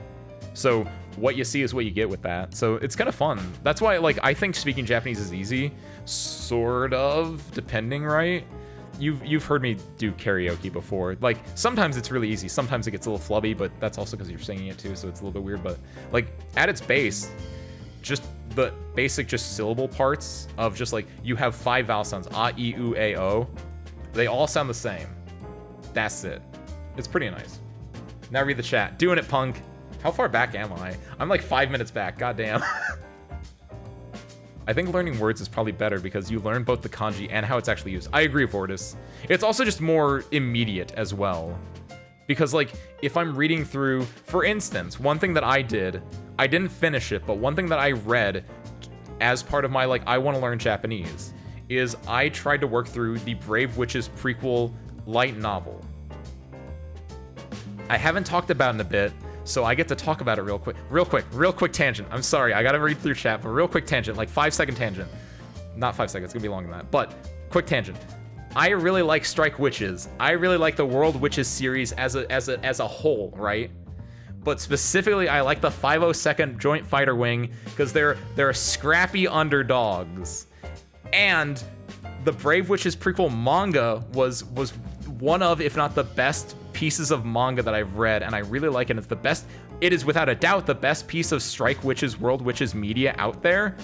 And its artist is Tsukinami Kosuke, and I am forever grateful that that man, the legend, Tsukinami Kosuke Sensei, is my dad. He's my papa. I was lucky enough I got drawn by him. The me you see before you is from him, and it's really cool. I really like that because I really like it. It's such a good series. It has everything that I want. I love the characters. Kananoe with her flight jacket and her scarf, and maybe you can see where I get some inspiration for the way that I act and behave myself and dress and everything like that, right? But I love it. It's such a good series. It's such a good manga. I wish that there was a second volume of it, because there's 3 light novels, but there's 2 volumes of the manga, but they only cover the first light novel. And recently, like a couple weeks ago, Tsukinami was like, man, I really wish I was able to do volume 2, just because they didn't hire them to do it again. But it's like, that would be great. I love it. I love the 502nd. It's great. Speaking of other smaller tangent real quick, speaking of 502nd, we have like 501 followers, so thank you guys for that. We passed 500 last stream, so thank you. Okay, back to reading through chat. I'm here now, be afraid. What's up, Lynn? Welcome in. I am not afraid. I'm in fact enjoying myself quite a lot, and I hope you are too. I'm sorry it took me 6 minutes to read that, but welcome in, Lynn. Oh, Lynn, not to be confused with Lynn. That might be why I got confused earlier too. Whoops. And I think it probably makes it easier remembering the meaning if you know the words. I agree, Portis. Talking about kanji, knowing the words versus knowing the other stuff. I missed you, Ace. Welcome in, Sorcia. I missed you too. And of course there's the whole onyomi and kunyomi. Again, yeah, that's why I just like know the words instead of the kanji. And then at some point you'll start to understand, like, when you see the kanji in different contexts, you'll start understanding the onyomi and kunyomi. Onyomi and kunyomi. Yeah, I completely agree though. Ace naturally trying to construct a skev request. Let's go. I do that all the time, Punk. Punk, go to my skev. I guess there's only the one. Right now, there's only the one public one. There might be another one coming soon. I can say that. I submitted that. If you go to, I think the only public one I have right now. Because if you go into my Discord, because we have a Discord. If you go to the Discord, there's a commissioned art channel. The first 2 are from not English, but from English-speaking artists, so then those weren't from Skeb. But the last one, Tori Thanks, the one who did the art for the music video, which we have a cover music video of Outer Science, is pretty alright. I did the video for it. If you go to Ace Winfall channel YouTube, you can see it there, and you can see the art that Tori Thanks put on. And if you go to Tori Thanks' Skeb, you can see me writing in Japanese, constructing a Skeb request. And I think it does pretty good. But as with most things, I mostly I took the formats, the syntax, the formatting, that's the word, from other people who also requested similar things. But still, the words and thoughts are my own. I made those from my head. And then I used like a translator to just double check to make sure I was right, and I was the entire time, but I always just do that to be safe, right? The hardest parts of Kana for me is Hiragana Mei and New. I think I can see getting those confused, but it makes like New and Nay both have that little like the twirl at the end, so it makes it easy for me to like get those. And again, also I learned Kana like 10 years ago. I just know them now. It's weird. I can't think back to how I was back then because it was just so far long ago. Ace is always 20 minutes back. Excuse you, Punk. I'm only 6 minutes back consistently right now. Thank you. Papa Ace? No, Ace is Papa, not Papa Ace. I'm not a Papa. 500 followers. I know, right? It's great. Congrats. Now road to 1 million followers. 1 million. Oh. I appreciate that you have high hopes for me, Ben. I'd love to not disappoint you with that. Man needs a co-host, just reach out. I'm caught up, guys. I did it. Anato keshite akiramanai. Excuse me, what? Anato keshite akiramanai. I've decided not to give up on you? What does that mean? Hold on. I might be showing my failure as a reader right now, because I've never seen that construction before. What is this supposed to mean? I feel really... I know what those words mean. I don't know what they mean in that order. I'll never give up on you. Ooh, what did I say? What did I say? Hold on. I legitimately don't know what I thought that said. Was I right? Failed Rickroll, lost in translation. That's not a... Oh! That makes a lot of sense. Never gonna give you up, never gonna let you down. That would explain why. I mean, I had a feeling it was via Google Translate or something. I was like, that's a weird, like, construction, and I don't know the full context of it, but I appreciate the Rickroll. How was the Arknight stream? It was good, Punk. What did we do? We did IS3. We did, like, Pinch Out a little bit just to, like, finish some things up. I don't like Pinch Out. I'm not a try-harder in Arknight, so Pinch Out and CC are kind of whatever to me. But after that, we did IS3 Punk, where we did, we had to beat the game once, because the wording of it in-game is to complete a run one time, but what they mean is you had to actually beat an ending one time to unlock the new stuff. So we played through IS3 once normally, and we destroyed it. It was great. And then we played through IS3 again to try to get the fourth ending, the new ending, and we didn't get super lucky. It was kind of mediocre as a run. We were able to get to the boss. We were able to get to not Mizuki, and they're kind of fucked up. The main thing that I learned is A, get better luck, get better pulls, and B, make sure my Lumen is on mod X, not mod Y. Because there's mod Y for Lumen is he becomes a really good general purpose healer, but the Izumik, right? The Izumik, they just have a thing. Slight spoilers if you care about IS3. They have a thing where just every so often they do an area-wide stun on everyone, which Lumen still does a really good job because every time he heals someone, they get status resistance. But with mod X, it would have been better status resistance, and he would have given it to himself, which means he would pop up out of stun first, and he could unstun people with his cast. So I regret not swapping over, and I need to do that next time. But no, overall, it was pretty solid. It was pretty good. We also rolled on the Colonel banner, because the other banners didn't look interesting, and we got an off-banner silence, which is really unfortunate, because it's like, why would I have this banner with new characters I don't want when you're gonna give me a character I have that I don't want, or whatever. That kind of sucked, but the best reason to learn a new language is you have access to curse people in different languages. It depends on the language, right? People always say, like, for Japanese, for instance, there's not really the same, like, curse words or, like, stuff as there is in, like, English. There's nothing like fuck you, right? It's just like you're using, like, because you can't say fuck you on TV. I can say that here. This is my hangar. I can say what I want. But, like, they're, like, and maybe it's just because I am, you know, I have a little bit of a foul mouth. And because we've grown up on the internet, like, the concept of, like, what the George Carlin bit of 7, like, dirty words or whatever like that doesn't really work anymore. Or at least it doesn't feel like it, because, like, you can just get whatever you want on the internet. It's weird. So yeah, Japanese curse are a lot different. What was your... Thank you, Ren. Thank you. Okay, hold on. For some reason, I noticed this, like, the other week, because I had this pinned, and I was like, why do I have this pinned? But I have this pinned. This is from back when I first became, like, the fighting pilot you see before you today.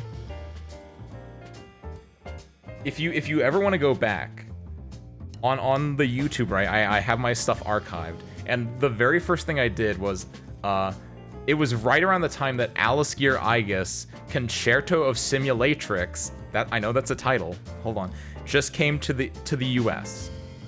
Alice Gear Igus is a gacha game that I really enjoyed. It was actually my first true gacha game. I don't really play it that much anymore. I haven't been logging into it. I still have it on my phone. I still check it out every so often. I really enjoy it. It's a mecha musume game, meaning like girls with like battle armor, like flying around. It's like Strike Witches. It's like modern space Strike Witches, effectively. It has the same key character designer artist, Shimada Humikane, right? Which is why I know about it and why I like mess with it. That's the gacha game. And they made a console version. Isn't kusugaki a Japanese curse word? Not really a curse word. It kind of is. You can kind of put that like as that. It's weird because whenever people like, because what was the, I'm not gonna, Ben, you're trying to tangent me right now. I'm trying to finish my cute story right now. Hold on, Ben. But like, what Shohei Ohtani, isn't that the Japanese baseball player that's in the American MLB? He was like, yeah, they don't really have like the same kind of curse words. So that's not me saying that. That's from other people saying it. But yeah, it's a little bit weird. But yeah, it's kind of, it depends on who you ask, I guess.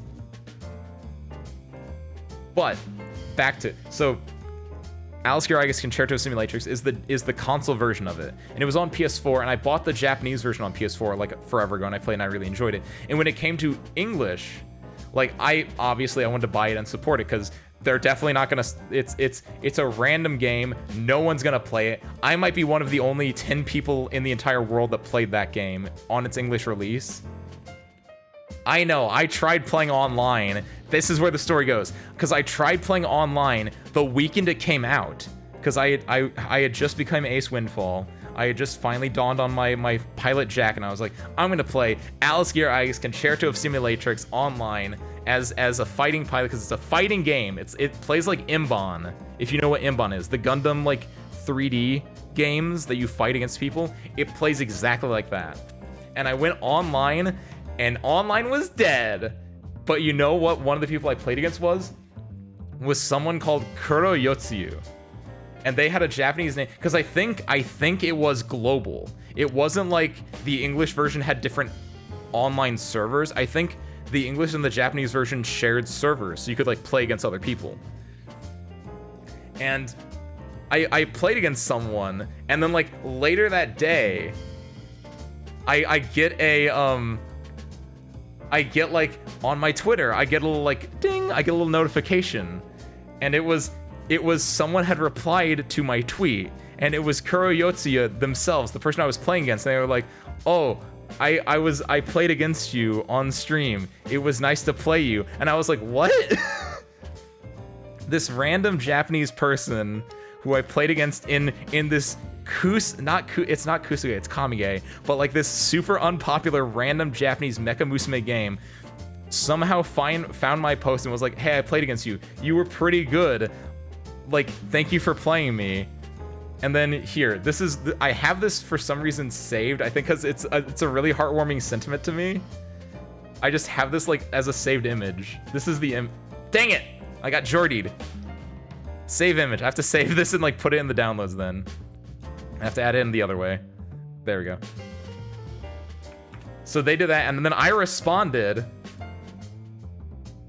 And this is me. This is my actual, like, again, this wasn't through a translator. I tried to do this to the real extent that I could. And I was like,前に戦ったKuro Yotsuyaさんだ。こちらこそ、マチ、ありがとう。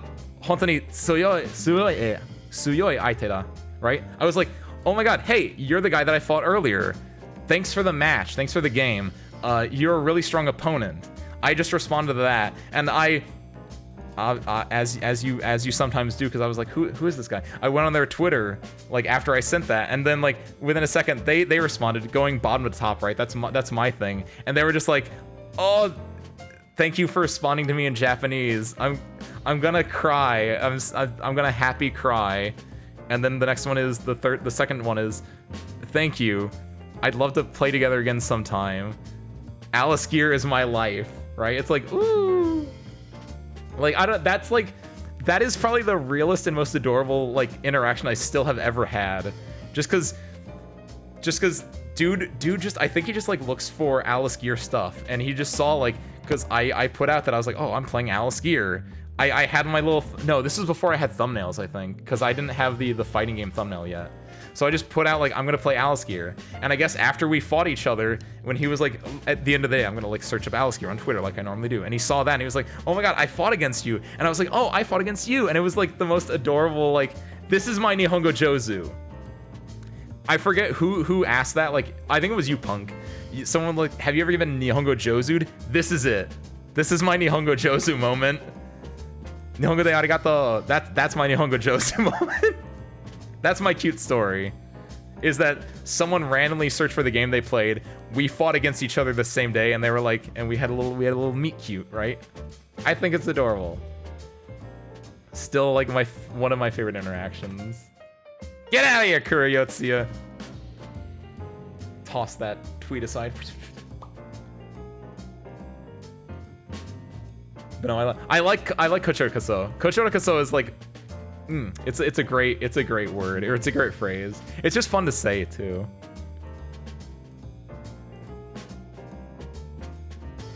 Ace Nihongo Jozu, thank you, Ben. I try. Again though, like, I don't speak it. I can do typing. I can, like, do text stuff really well, but because again, back to the main crux of our original thing.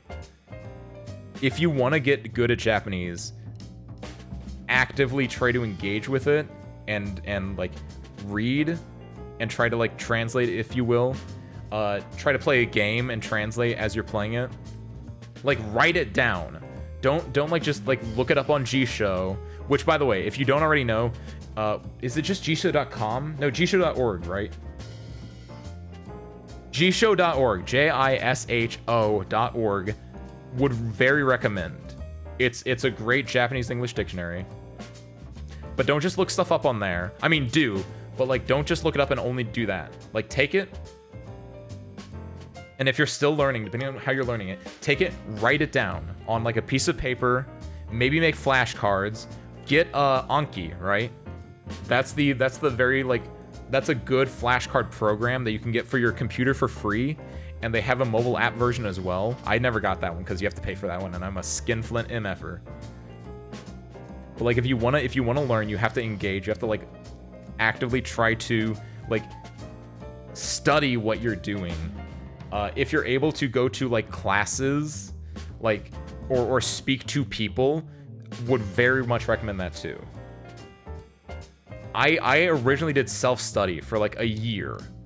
What I just described is what I did for the first year. Then in flight school, originally I satisfied my language requirement with Spanish, a year and a half of Spanish, but things happened. I had to satisfy my language requirement in a different way after stuff, not important. But after that, I was like, I don't know Spanish, but I had been self-studying Japanese. Can I just, like, take Japanese? I'm gonna take the Japanese placement test and see where I place. And my self-study put me into Japanese too. And so I took, after a year of self-study, I did a year of Japanese in class in that. And then that's it. That's the extent of my formal knowledge. That's where, like, it starts and stops at Japanese, like, 201 or 104 or whatever the second level one is. 202 maybe? And then after that, it's just been, like, reading manga, like, listening to things, and, like, occasionally I don't. Like, when I was watching, like, not Kiki necessarily, because I talked about that, but, like, a lot of stuff I would, like, when I was, like, watching Howl, for the most part, I wasn't paying attention to the Japanese. I was just reading the subs. I wasn't actively engaging with it. So that's, like, a bad example. But, again, if you're, like, you don't always have to actively engage, but if you want to learn it, you have to actively engage with something. Ace, read the chat, I'm sorry. Bro, Ace, I did all that time playing Yakuza 0, trying to read the signs and hear phrases and syntax. Ooh, that's good, Punk, yeah. Use Anki to study from an A+ in IT subnetting exams. Anki is used for a lot of things. Anki is a very good flashcard program, would recommend it. What's your take on Duolingo then? Because for me, that freaking elf keeps hunting me down. Ooh. I have very strong opinions on Duolingo because I did not learn with Duolingo, and I was there when Duolingo first introduced Japanese specifically. What I'm saying does not apply to everything. This is specifically for Japanese, and because I don't know how they changed it. I think Duolingo and a lot of those similar things are fine for if you're English learning a different Latin-based or different English-esque language. Thank you, Vortis. I actually do want to drink. This is Hibiscus Rose, by the way. I don't know if I mentioned that before. I mean, I did, but I don't know who was all here for that. Maybe you forgot. It's delicious. Thank you, Vortis. I'm standing up and stretching. Woo.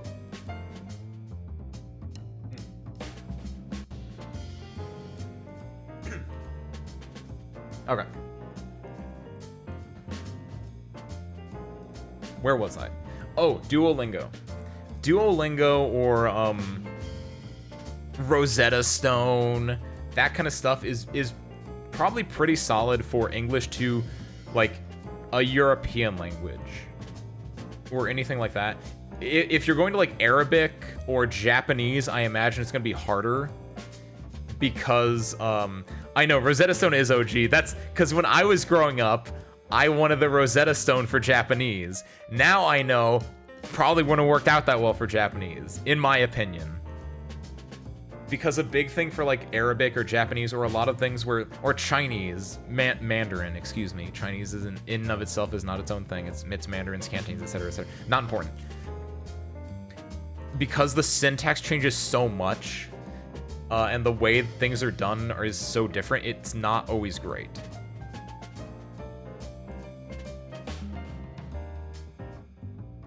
Luckily, I have an older chat that gets my old man references. I don't think Rosetta Stone is that old, but as I say that, I don't think I've seen a Rosetta Stone ad in like over a decade, so it is kind of old. My bad. Still. Because of that, back to Duolingo though, I think Duolingo is the same way, where it's good for learning like a language similar to English in syntax and in like just formation and stuff. But for learning other languages, especially where grammar is very different, that's where it falls apart. And I say this because I self-studied and I did like that year in college, in flight school, right?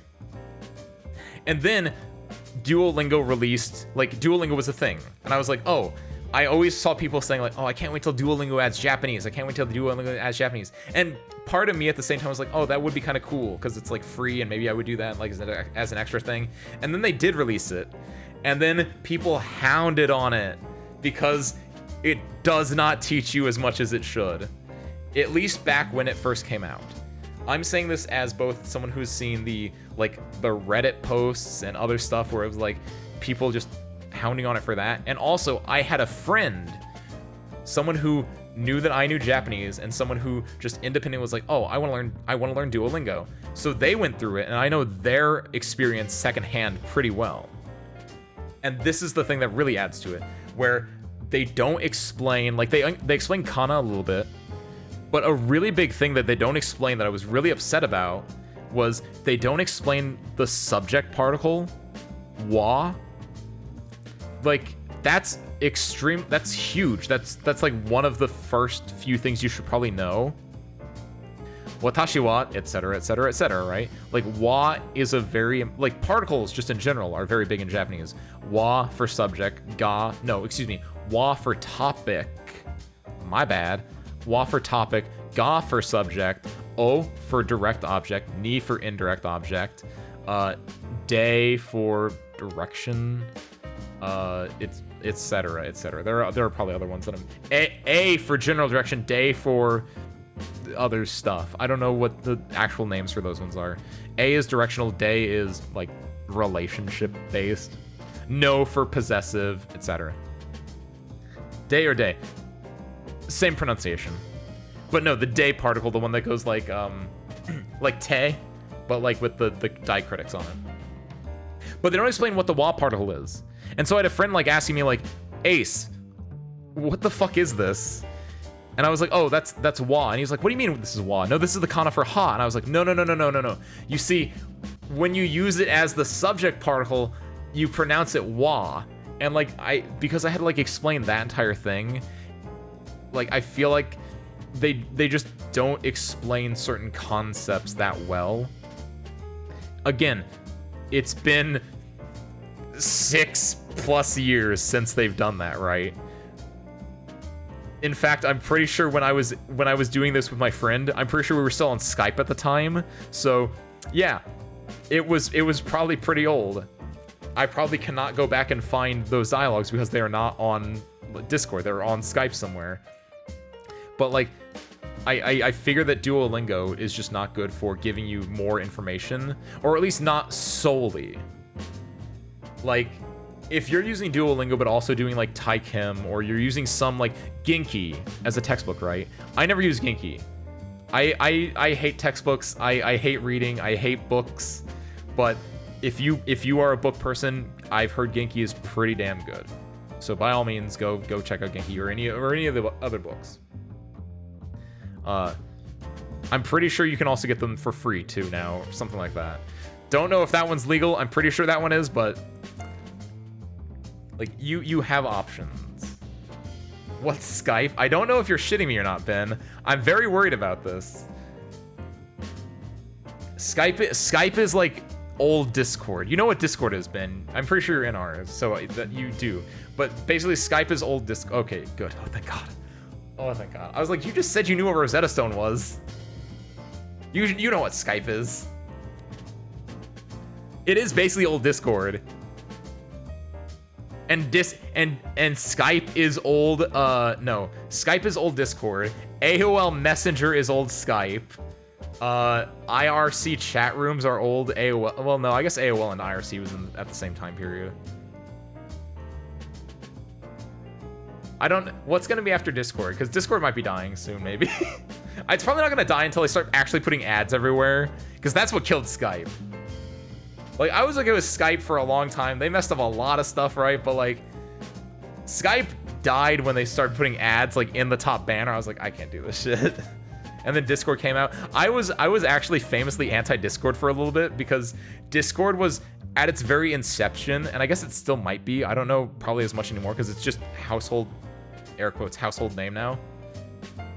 But when it first came out, it heavily marketed itself as for gamers. And I am very suspicious. I am very adverse to anything that markets itself as for gamers. So I was like, my friend was like, hey, check this thing out. It's called Discord. You want to go check it out? I was like, no, it says it's for gamers. I hate gamers. And then like 3 months later, Skype made another update, and I was like, you know what, maybe we should go check out that Discord thing. Maybe I am a gamer. Luckily, Skype kind of moved away from that branding and is just general purpose now. And because it's general purpose, it's also gonna like start doing like ads, and like it has its shop and everything like that. Maybe the shop is gonna help it out more so than like having ads. Hopefully, I hope those Discord whales keep it afloat. I'd rather Discord become a gacha game than become a like a freeware Facebook like game with ads, right? It's still marketing for gamers. That's how I discovered Discord. Oh, I'm so sorry, Ben. I'm so sorry that you're a gamer. I didn't use Discord for like 3 to 4 years because it was daycare for COD kids. That's C-Punk, it's the gamers.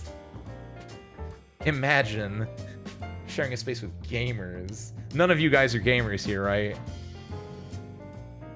Gamers in my hangar? It's more likely than you think. What was your AI name? I have no idea. It's probably like Ace Windfall 2 or something like that. It probably was not creative at all, because I'm not that old. I'm not that old that I was on AIM all the time. Well, I probably am in the right like demographic that I probably could have been, but I just wasn't. Because I didn't have like that many friends to be like, oh, let's talk on AIM, right?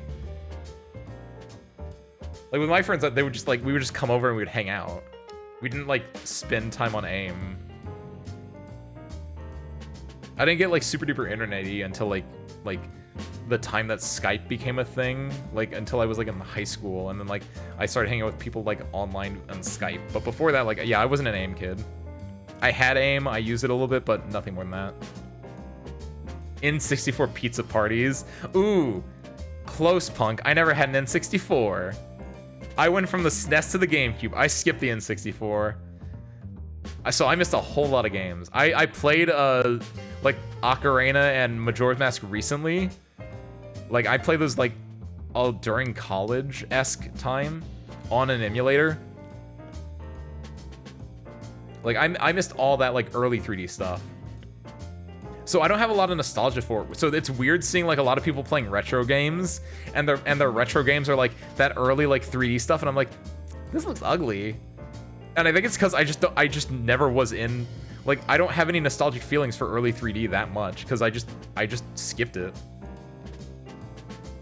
I went from the SNES that had beautiful pixel dudes to the GameCube where it's like the second generation of 3D where it looked a bit better. It wasn't like Bubsy. It wasn't Super Mario 64, right? I played Super Mario 64, but I played the DS version. I never played Star Fox 64, and that's true. I should. I hear that's really good, especially because I like the aesthetics of Star Fox. I think it's literally a fox as a pilot.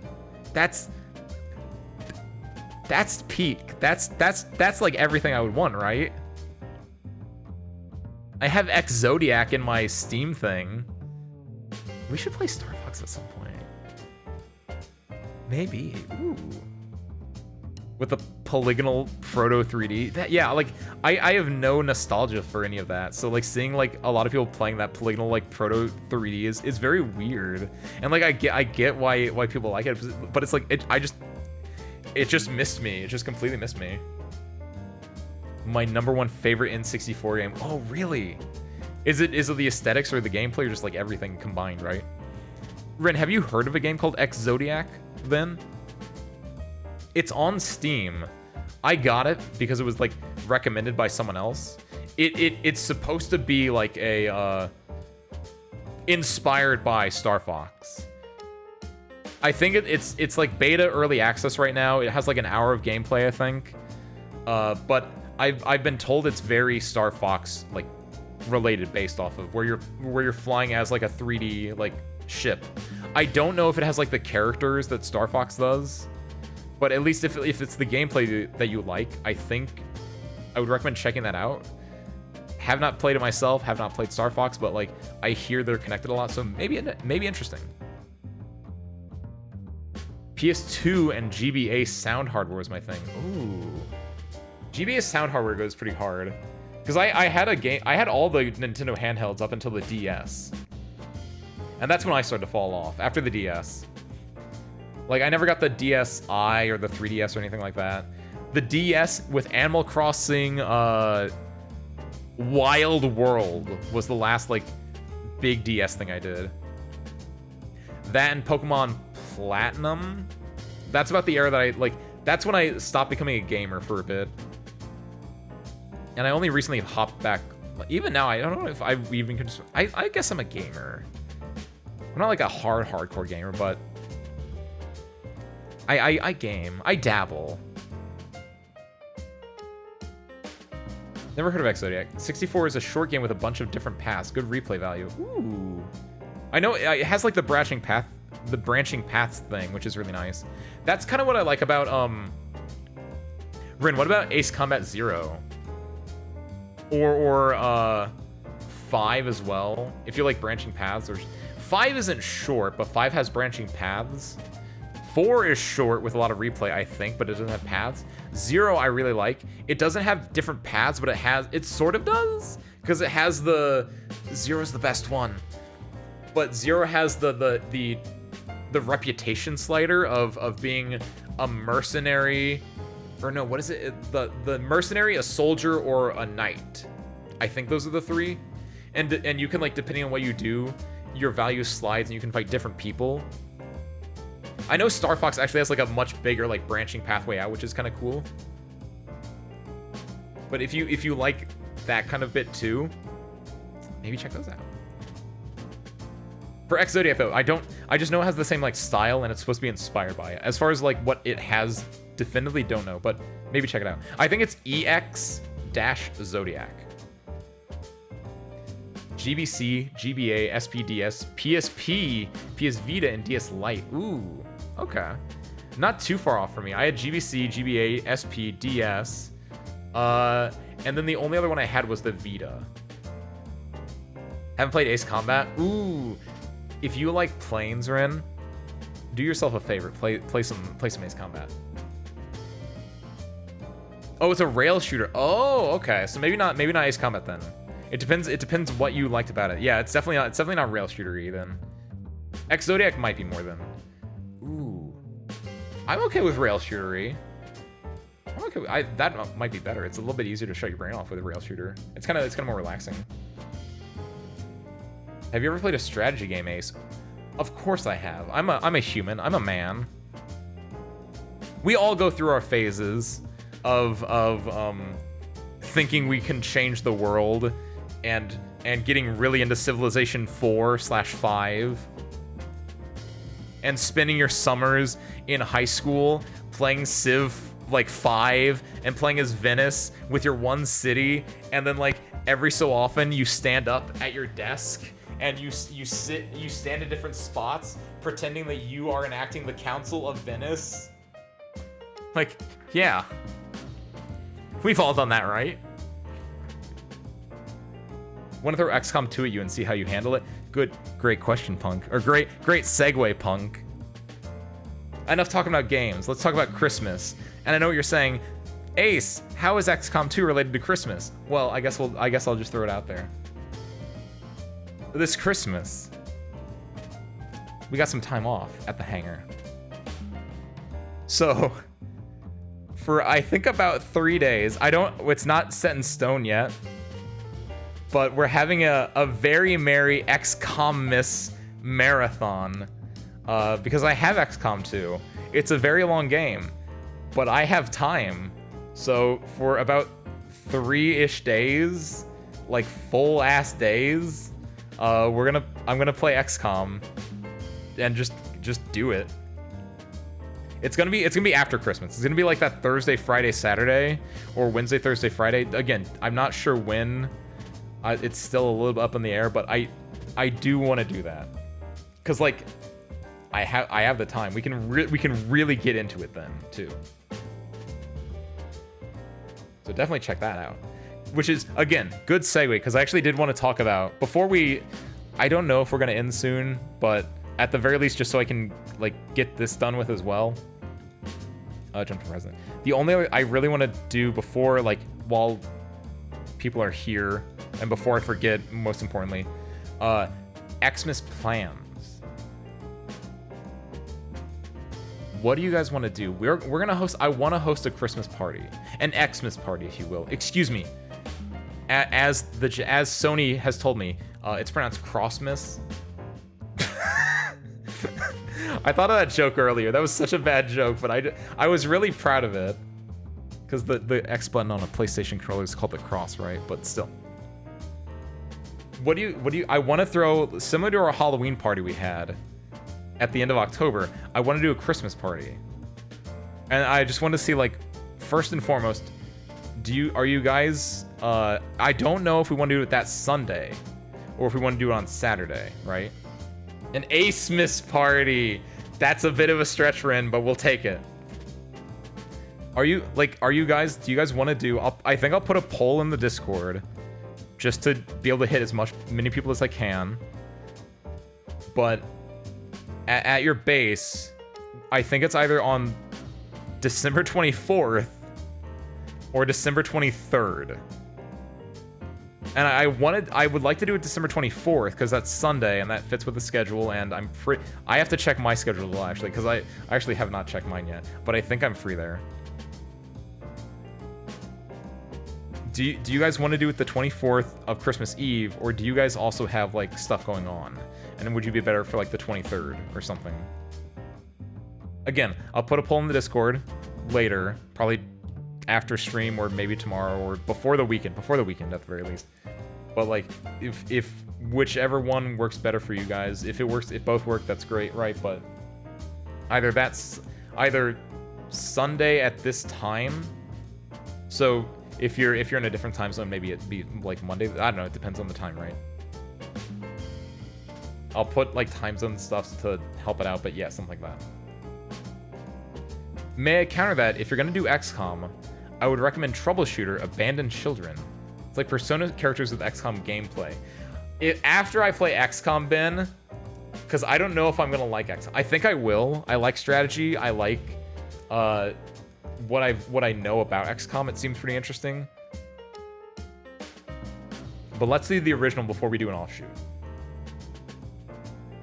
X will never be cross. Shut. I don't. It's the cross. It's the circle. It's the triangle. It's the square. It makes sense because the other ones are shape. X isn't a shape. Ace hits his crew. I don't hit. Why would you even say that, Blammy?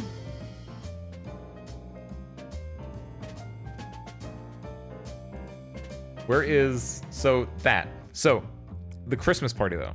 Back to the important thing. So we'll either do it the Sunday or the Saturday. And then I'm thinking we'll do... I need to check something. I kind of want to do a watch-along of something specific, but I need to... A, I need to see if I can find it. And B, first off, it's not like a good movie. It's not anything like that. It's going to be something very weird. Something that I think a lot of people might enjoy or at least be intrigued at. But I don't know. I have to find if I can legally find it and stream it, or at the very least we can definitely get clips, because there are clips of it on YouTube, and at worst we can make a janky-ass YouTube clip watch along. But I think that's gonna be fun. We're gonna do that, and we're also gonna do Gartic Phone because I really enjoy it. Because I really enjoyed doing Gartic Phone with you guys last time for Halloween. I think, you know, it's a party. We'll do like a watch along of some interesting media. And then we'll play like Gartic Phone. We'll just, you know, celebrate the year effectively. Heavily inspired by a Korean dev team, about 8 people. Though XCOM has great voice acting, especially since they hired the epic voice guy. Oh, do they actually have the... Oh, that's kind of fun. Watch B-Movie. Everyone's seen B-Movie enough times. We gotta watch something new and unique that I'm pretty sure none of you have even heard of. However, importantly, it has to be Christmas themed, and this is Christmas themed. It's not a good movie. We're gonna watch a bad movie. It's not a good movie. It's an interesting. It's not even a movie. It's a video, I guess. It's a Christmas video. I agree. Die Hard is an Xmas movie. I am in that camp. It takes place at Christmas during a Christmas party. That counts as a Christmas movie. I'm in the Christmas camp. Some avant-garde Kojima type shit? No, but yes. I can make it into avant-garde Kojima type shit. Because I'll be honest, I could see someone in a Kojima game watching this and talking about it. Hey, Snake. Have you ever watched this video called... It's about these... I want to talk about it, but I can't. Because, like, maybe I just don't find it. Like, I'm hyping this up so much, it's gonna be so... this dopey ass, like, it might not even be an hour long. But it's definitely some avant-garde stuff. That's what it has a feeling of a fever dream in some parts.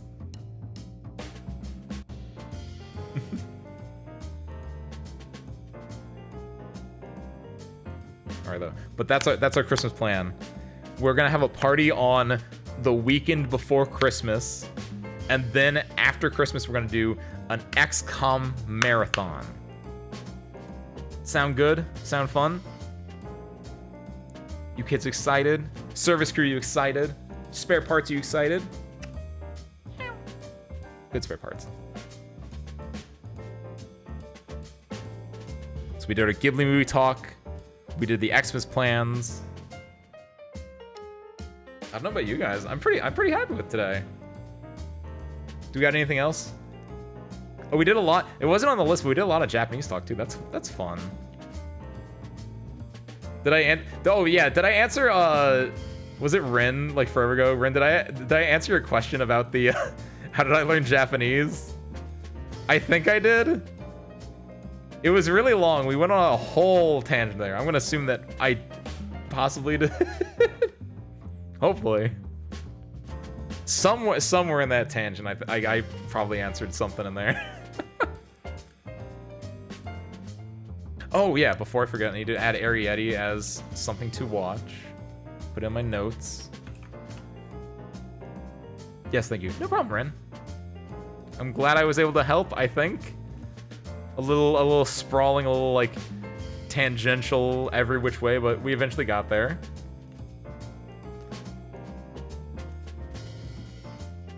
Yeah. Christmas plans, everything look good, right? No other questions? You guys got anything else? Because if not, then I think we might wrap for tonight. Before I forget, what else do we got? We have, for the rest of the week, right? Rue? Gotcha, Blammy. I was just pulling up. I was looking at Rue as one of the options. Did they just start too? Just so that's gonna be perfect. Yeah! Oh, let's go. Because I don't know if I've rated Rue before. I know Rue's rated me. I don't know if I've been able to return the favor yet. Good night. Thank you, Wars. Thank you, Wars. Sorry, I wasn't looking for that. Thank you. Thank you for the stream. Anytime, Ben. Anytime. And speaking of anytime, next time is tomorrow. Don't forget. We're playing Idle Manager. Because you guys and girls, you service crew, you guys are shining, and we're going to make you shine even harder. And possibly get into Scandal, but that's not important. Let's start that up while we finish up. So yeah, Idle Manager on tomorrow, and then Nothing Friday, Saturday. And then if I can't see you on Idle Manager, I hope to see you on Sunday for Fez. We're going to wrap up Fez. I won't cause the Scandal this time. You don't know that, Seg. You might be the sweetheart of Pilot Stars right now. You might be starting your own Splinter faction called, I don't remember what the Splinter faction is called, but you don't know. But yeah, Idle Manager tomorrow, Fez Sunday. If I don't see you for either of those, by all means, I hope to see you guys on Christmas then. Again, more information about that in Discord if you're not already in there. Go in there. We'll have a poll probably right after this. But with that, I know nothing else. We're going to go right into Rue Lunaris. They're pretty cool. I think they're just chatting just like I am now. So chill vibes continue on with that. Thank you guys for watching. I hope you enjoyed it. And I hope to catch you next time. Peace out, everyone.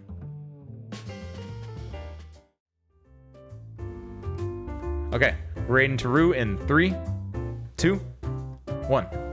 Go say hi.